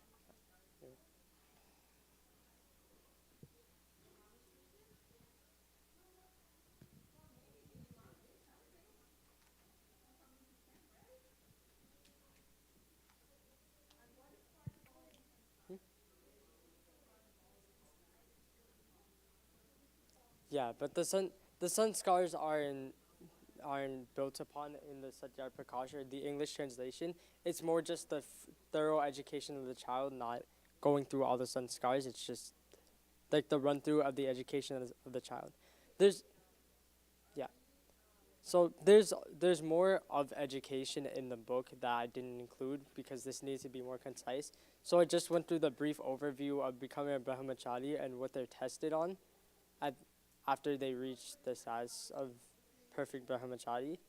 But they also learn different things like controlling the senses and other different things like going through sciences, like direction, space, those type of things that are touched on later in the other chapters. Neil, you can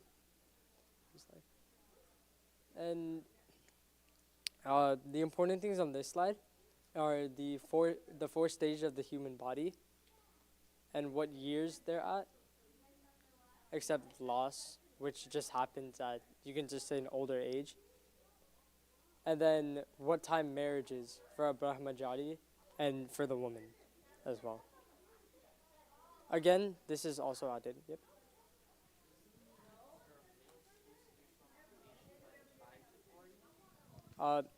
It said in the Satyar Prakash, the best time for marriage is the 40th to the 48th years of brahmachari, and I think this is because around the 40th year or the 48th year, they reach maturity, or like it said around the 40th year, the functions of the body reach the highest stage of perfection. So things like their organs, productive system, or the way of producing, and like secretion.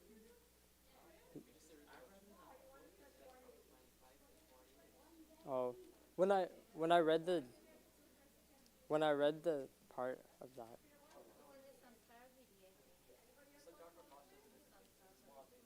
Yeah. Yeah, ideally it should be like marriage is done at a younger age nowadays. Is everyone good on that? Alright. I'll just give it a little more time.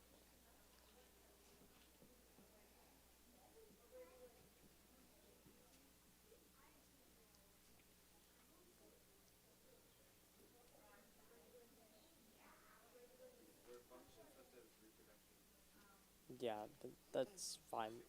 Just say around like the functions of the body reach perfection. Like, yeah, this is basically just for a man.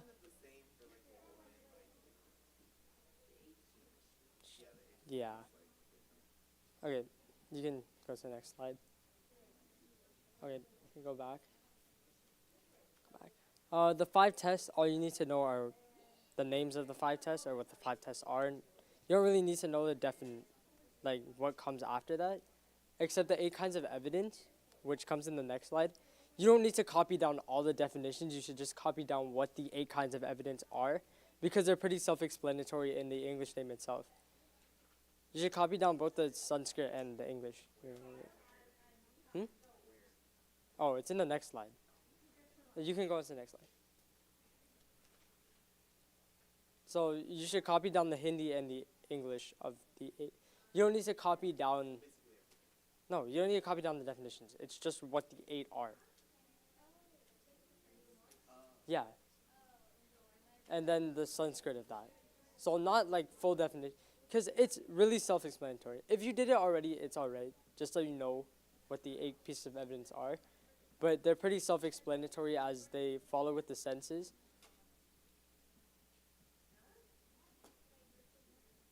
And you should also know what an apta is, which is an altruistic teacher, because it comes up over and over again. Again, an apta is an altruistic teacher.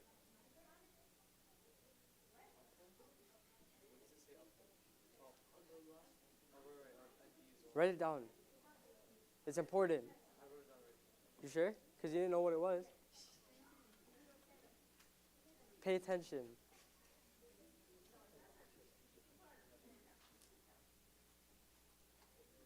I'll just give a little time because this is also the last slide. No. Why would you be able to use your notes during the test?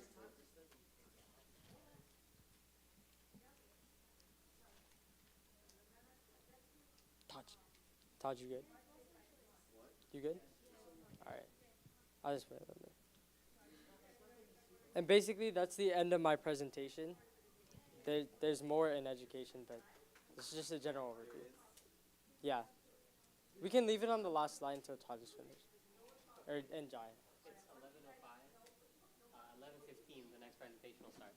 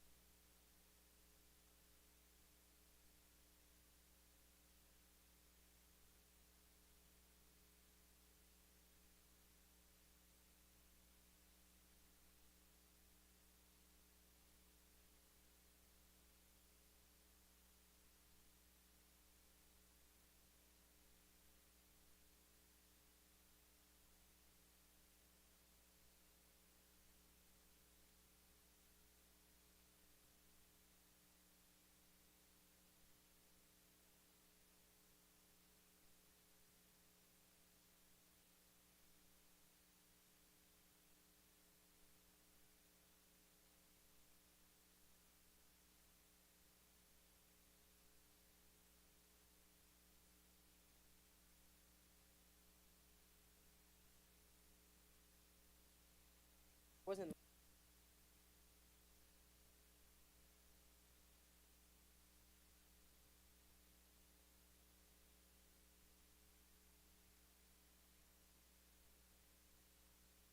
Uh,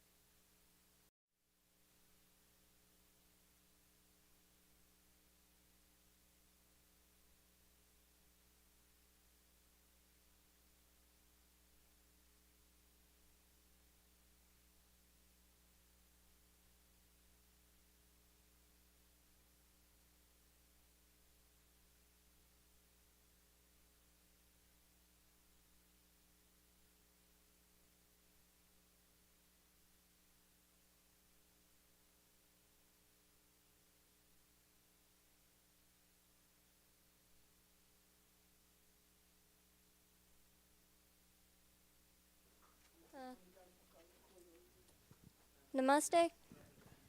Uh, my presentation is on chapter 4 of the Satyasvakarts, Samavartana and Grihasta, student life and married life. Please click, please, please.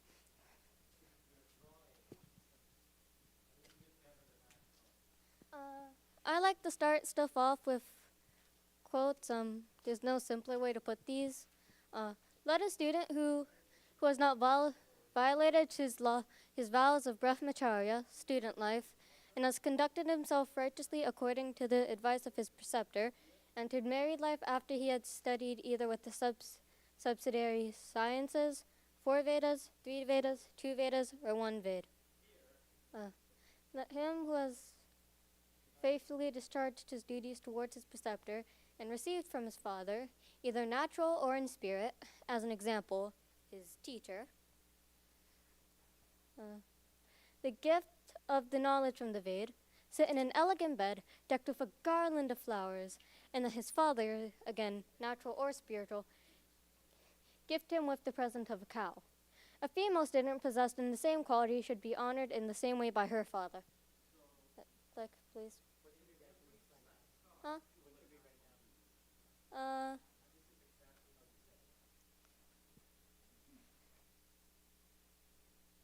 There's nothing to be written down on the slide.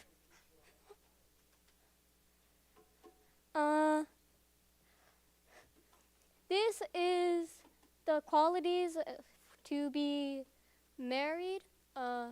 You have to have your Janeo or a completed student life.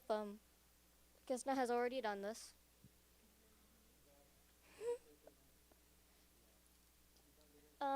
You have to have learned from at least one of the Vedas, as in the quote, and have not violated the laws of brahmacharya, and have fulfilled their duties toward the teacher. I think the last presentation spoke on this. You can just write down, you have to write down 2 random things from how to be a bachelor. So please start writing. A bachelor should have completed his student life in Vedic studies.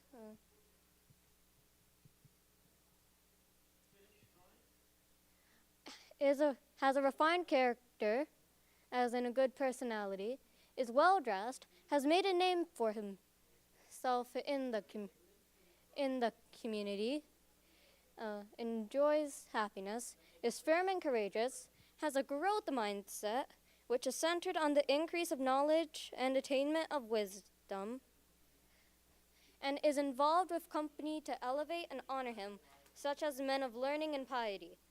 This is found on page 94. And then you need to write down one thing from being a bachelorette. You have never consented for premarital mating, and this is spoken in the last one, where it's like a quote from page 95. Virgins, never should they think of men even in their dreams in early life. This alone can give them happiness in the world and thereafter. From this page, 2 things from how to be a bachelor and 1 thing from how to be a bachelorette.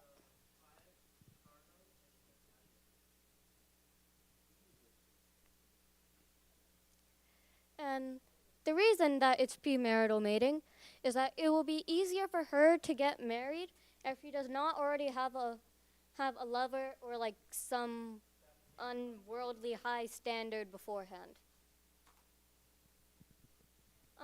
Are well educated and cultured, can bear all of the responsibilities of married life, and are virtuous.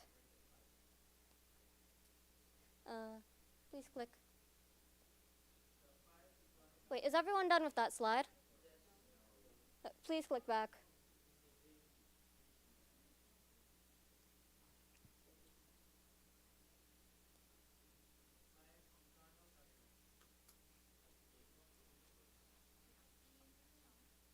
I know.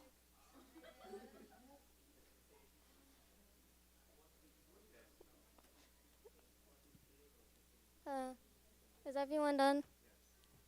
Okay.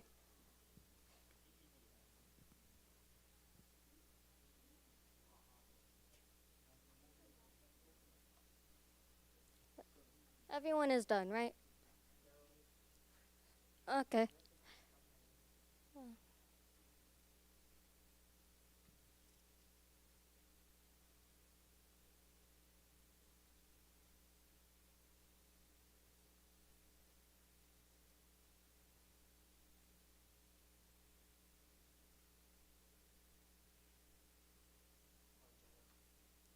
Yeah. Yeah. Uh, it's this. It's the same reason the last presentation did on why on why when you're giving the child education, it should only be if they're female, it should only be female teachers and students, and if they're male, only male students and male teachers. Yeah. Uh, so that I cannot elaborate on it further.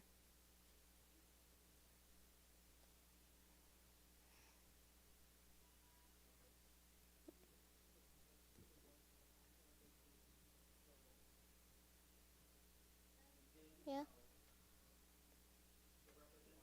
Uh, these are the 9 aspects a marriage partner could be.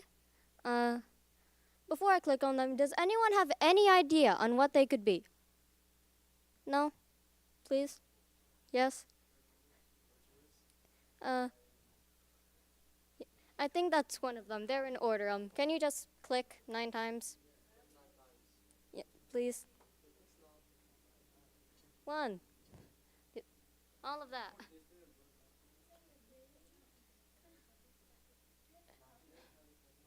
Uh, you do not have. You do not have to copy any of these. Although it might be nice to copy them, you do not have to.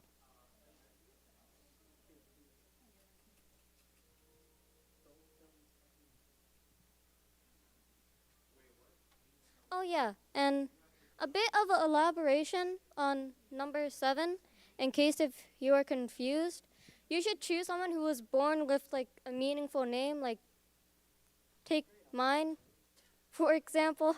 Uh, my name is Jaya. It means victory. And like they didn't choose something basic like, oh, I see a plant. I'm gonna name them after that plant. Like, oh, we live near a river. We should name them after that river. Like it has to have thought and meaning behind it because it tells, and honestly, that tells you about what the parents expect about the parents and what they expect of the child.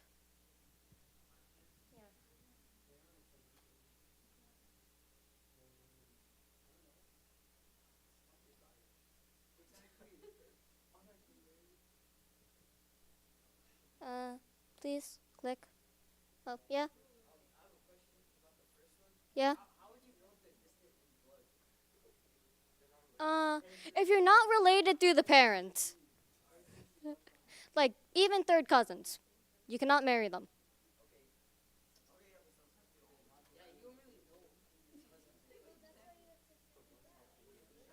Yeah, like if they are not through your mother, yeah,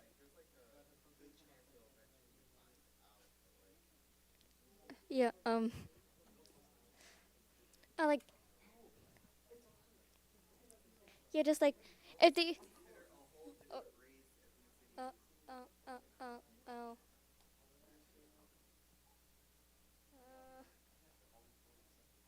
Uh, I have elaboration on that one. It might not be what you're looking for though, because it's because if they are not any, if they are not anywhere on your mother's or father's side for six for like either like 6 cousins or 6 generations, then you cannot marry them. Or if they bear the family name.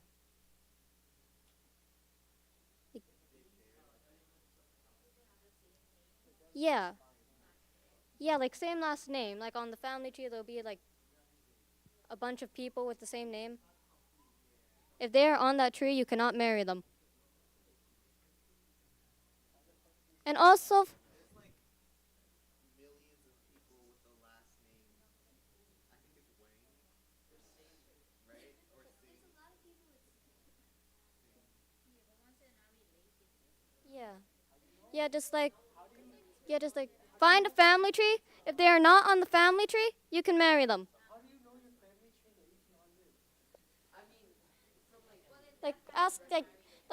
Ask your parents. Meet your aunties and uncles. Okay, I guess this is okay. We're very outdated. Yeah. All of this is very outdated and traditional. Yeah, but the distant and Yeah. distant blood, I guess. Yeah. Yeah. The blood thing is to stop recessive mutations. Like if you're like the family tree, that's not realistic at all. Like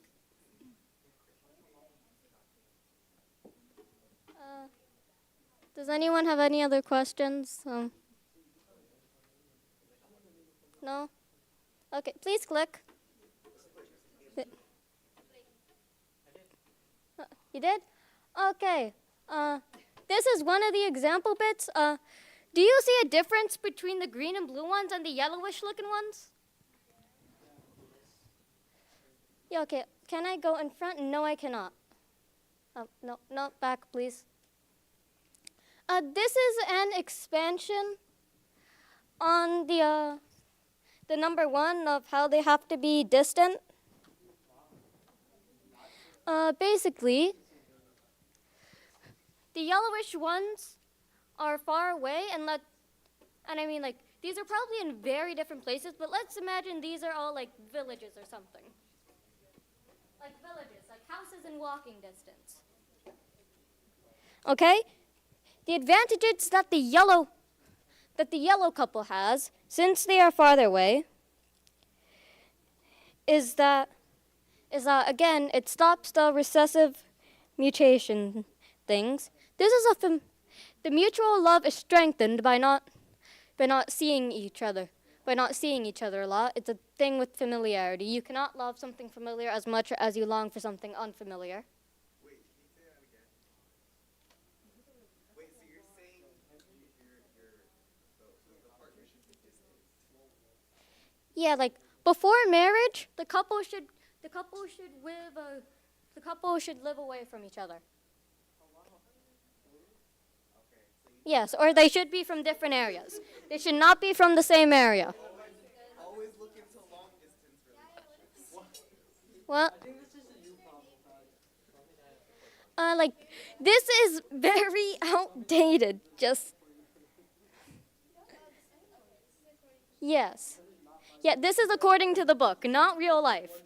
Please do not apply this to real life. Most times. Yes. So I think a possible scientific explanation for this would be like people in the same area are more genetically similar, right? Yeah, that. We generally we desire more partners that are as genetically different as possible because it mitigates the possibility for like genetic disorders in the child down the line. Yes. And people are generally more attracted to people who are more genetically different.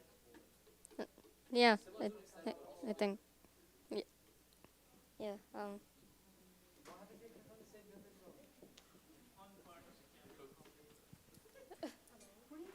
And then the disadvantages for the green and blue places is that again you're familiar with the person. You already know how mad they can. You already know how mad they can get. You know how much they blame their partner. It decreases the mutual affection because you are familiar with it. Again, you are near. You're genetically similar. Like you are Neil. Oh, yeah, like what Neil said.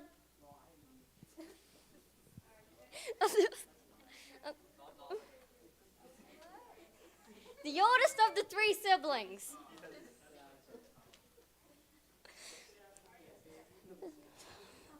Like what the older of the three siblings says, I'm not focusing on names right now. There will be a lot of the recessive mutations because you are genetically near and stuff. Oh, oh, okay. Yeah, but I was. Please go back. No. And then, so like, again, and since they are so near, let's say they both enter the same competition. One of them scores very higher than the other, and the families get, well, mad about it before they know each other. This increases the dispute between the families and makes it so that the families do not want the people dating each other. And then also it is a financial inconvenience for parents with the visiting and the visiting and the visiting when they finally do get married. Yes? Is there anything that you want us to note down from this slide? I mean, there's no words like. Just which couple is better?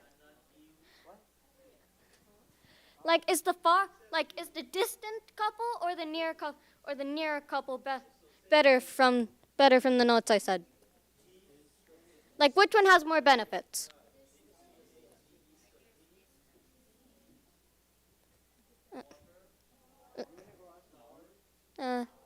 Is everyone done writing? I cannot answer that for you. Yep. I have told you what you need to know. You need to have the answer. Yes? Yeah. If the couple is more distant, oh my god. I'm If the couple is more distant, doesn't that mean there's a higher chance for the partner to not be as virtuous or to like be of a different nationality or culture? So it would be harder for them to assimilate into Arya Samaj. Yeah. That is possibility, and the other can be applied for the near distant couple, as you know how virtuous they are and you know if they would cheat or not. Again, I have told you what I have. Then yeah, is everyone done with this slide? Yeah.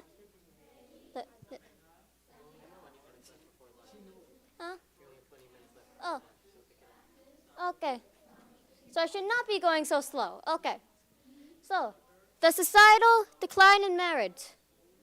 Society can lack prosperity and progression when its people abandon the pursuit of true knowledge and Vedic teachings. This was talked about as the cause of this, the cause that could have caused this, was spoken in Kisna's slide about either the German or the Muslim invaders burning down schools.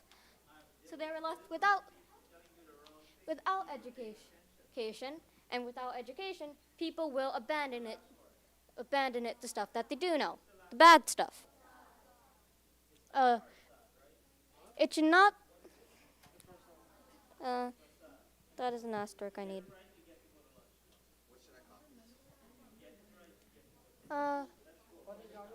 What you should copy from this?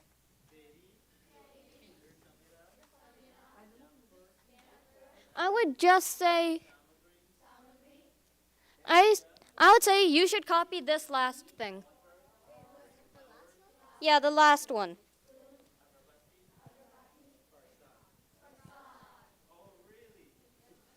So yeah, marriage should not be based on an individual's class by birth. It should be based on their qualifications, their compliments, and their character. A person born in a lower class and acquires the knowledge to be of a higher class is eligible for marriage and an advocate for societal progression. Is everyone done copying? Okay. The bullets and the last thing. You shouldn't need to copy the first.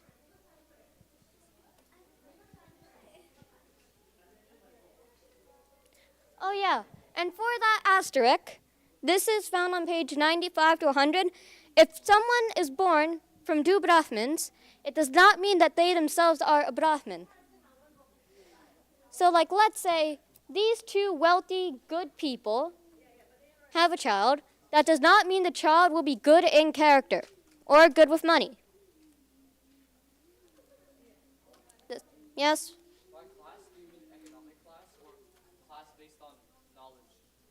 Like the knowledge, like the Brahmins, the Kshatriya. Yeah, Kshatriya. Yeah. Is everyone done writing? Because we can circle back to this later. Okay. And this is how to lead a married life. One of them did this in there. This is re-saying it with the actual names for married life. There's Brahma Yajna, which is studying, teaching the Vedas, doing Sandhya, and yoga. This is for yourself. There's Deva Yajna, performing the morning havan for air purifications or homa, and to associate with truthful people. And then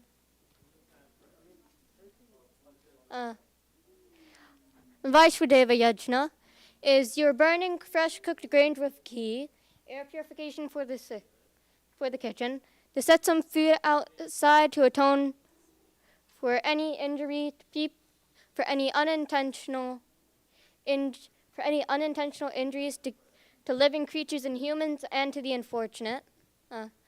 Pitri Yajna is to serve your parents, your teachers, and your scholars. And Atiti Yajna is to serve guests who only live a Vedic life. I can elaborate on this later if you want me to, but there are 12 kinds of people you should never be.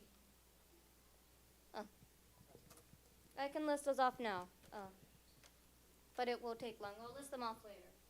And free from selfishness. Click, please. You do not have to write anything down. You already wrote this down. Okay, so then, managing a home. Virtuous actions help the soul cross in misery in this life and the next.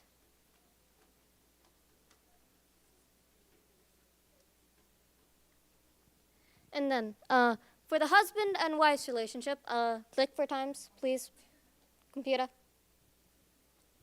Thank you. Excuse me for 1 second. Yeah. At the end of this class, at the end of today, I will be checking your work to see that you would have written notes on every single topic. So I don't want to see you walking around. I want to see you focused, and we will be doing a test today after. Just letting you know. Continue. Okay. The wife is supreme for affairs relating to the household, and everything else unrelated, you talk to the husband for it. You do not do anything against each other's with. Be content with each other. See, if you're the wife, see an adorable God in your husband, and if you're the husband, see an adorable goddess in your wife.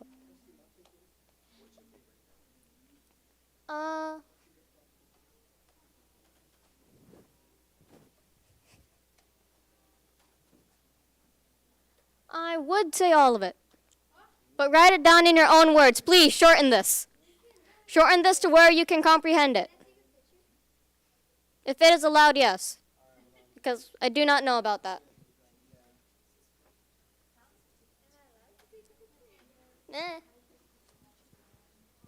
Yeah.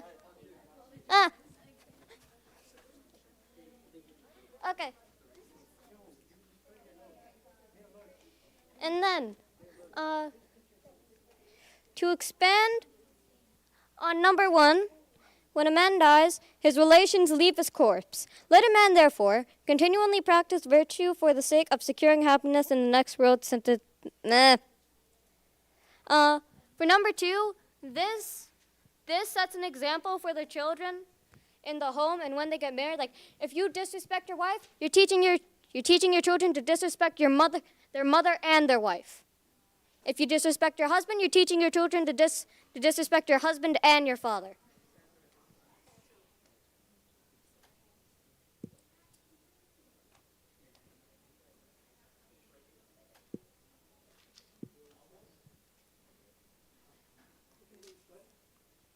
And then, for number 3, I think Sandhya talked about it, but you should choose a teacher that is wise. They are not idle, not lazy. They are unaffected by pleasure or pain, profit or loss, honor, public applause, and have a firm faith in dharma. This is a quote from page 125. And then, for number 4, write down at least one of the things that I am going to say. To encourage students to be good students, I'm pretty sure you all know what being a good student is, so I will list off some of the things of what being a bad student is. Okay, you have to be free from mental and physical inertia, not wanting to get up in the morning. These intoxicants like alcohol and drugs, infatuation, idle gossip, neglecting your studies or Vedas, vanity and things like that. Yep. Did everyone get that? Okay. And then, wait, go back, please. There's one thing that I have to elaborate on. You are only allowed to remarry because of death. So let's say I'm married, I have a partner, and I die. Only then they are allowed. They cannot remarry, but they are allowed to do something else if they cannot control their passion for having children. So please click on to the next slide. That is this. From marriage,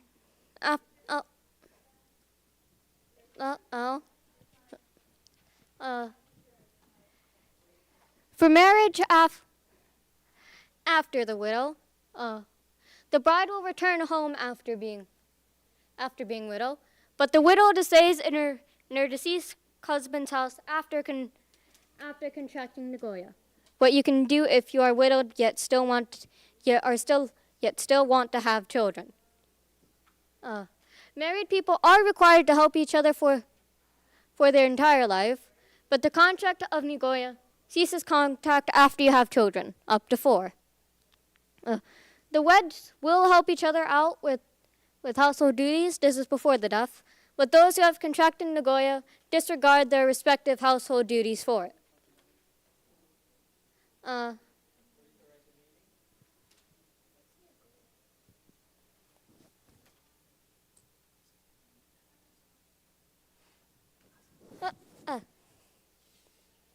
And then, can you click? Again? Okay, so, if a spouse dies, a well-educated person in the Vedas, again, someone who has completed their student life or has received their janeo, should not remarry for these reasons: to preserve the property of the deceased, to avoid family disputes, as the parents of the deceased saying, "Oh, you were not loyal to my son. How could you remarry?" or something. And to fulfill one's duty to their departed partner by staying with them until one of their deaths. Again, only those who cannot control their passions may beget children by having recourse to Nagoya. And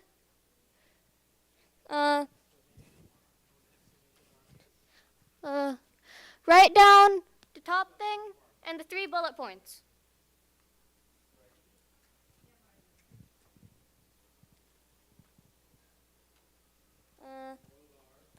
Did I miss anything?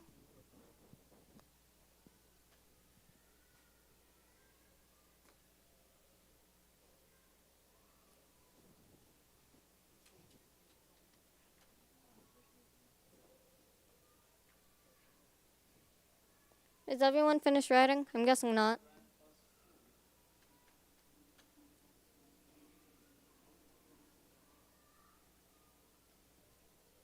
Is it okay to click off now? Okay.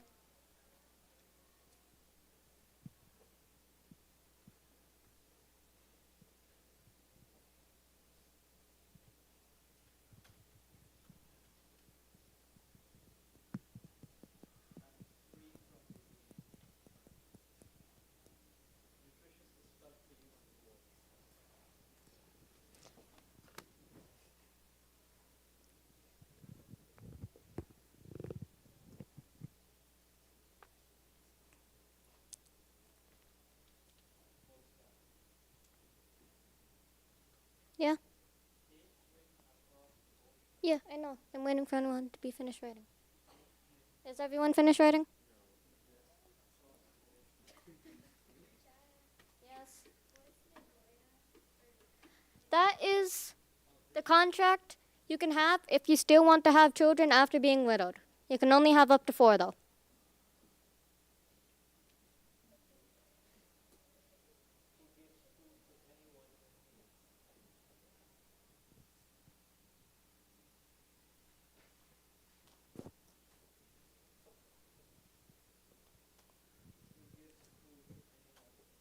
Is it okay if I click?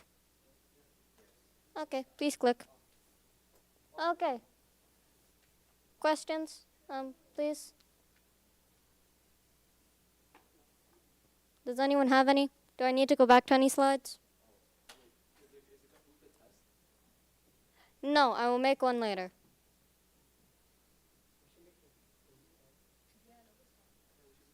Oh yeah, that would be fun. Play with someone else. Play with someone else. Team. So, does no one have any questions?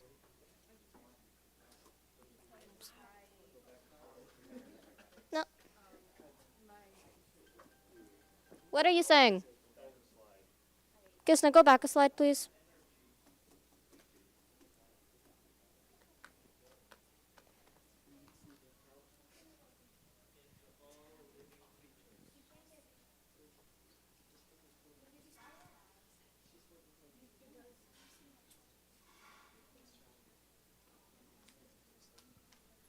Like, how much time do I have left?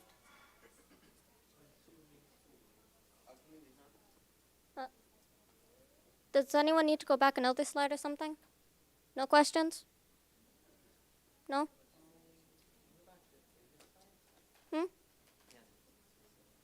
Okay.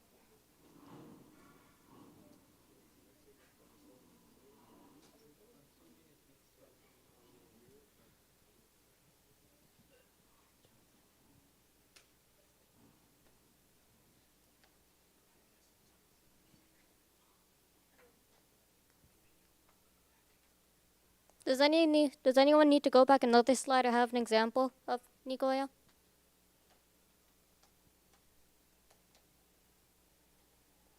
Does no one need anything? No? Yeah? Do you need something? Okay.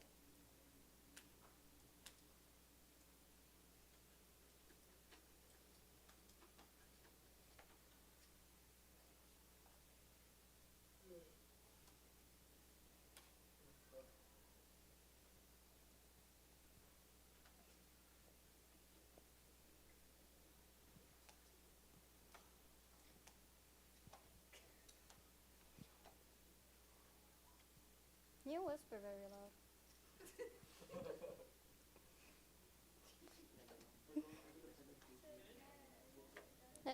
Does anyone need anything else? No? Okay. Please click off. Exit.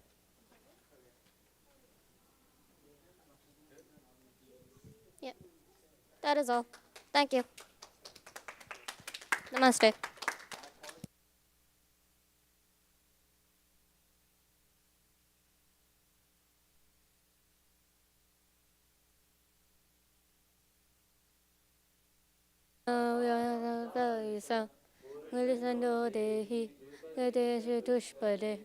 Om Shanti Shanti Shanti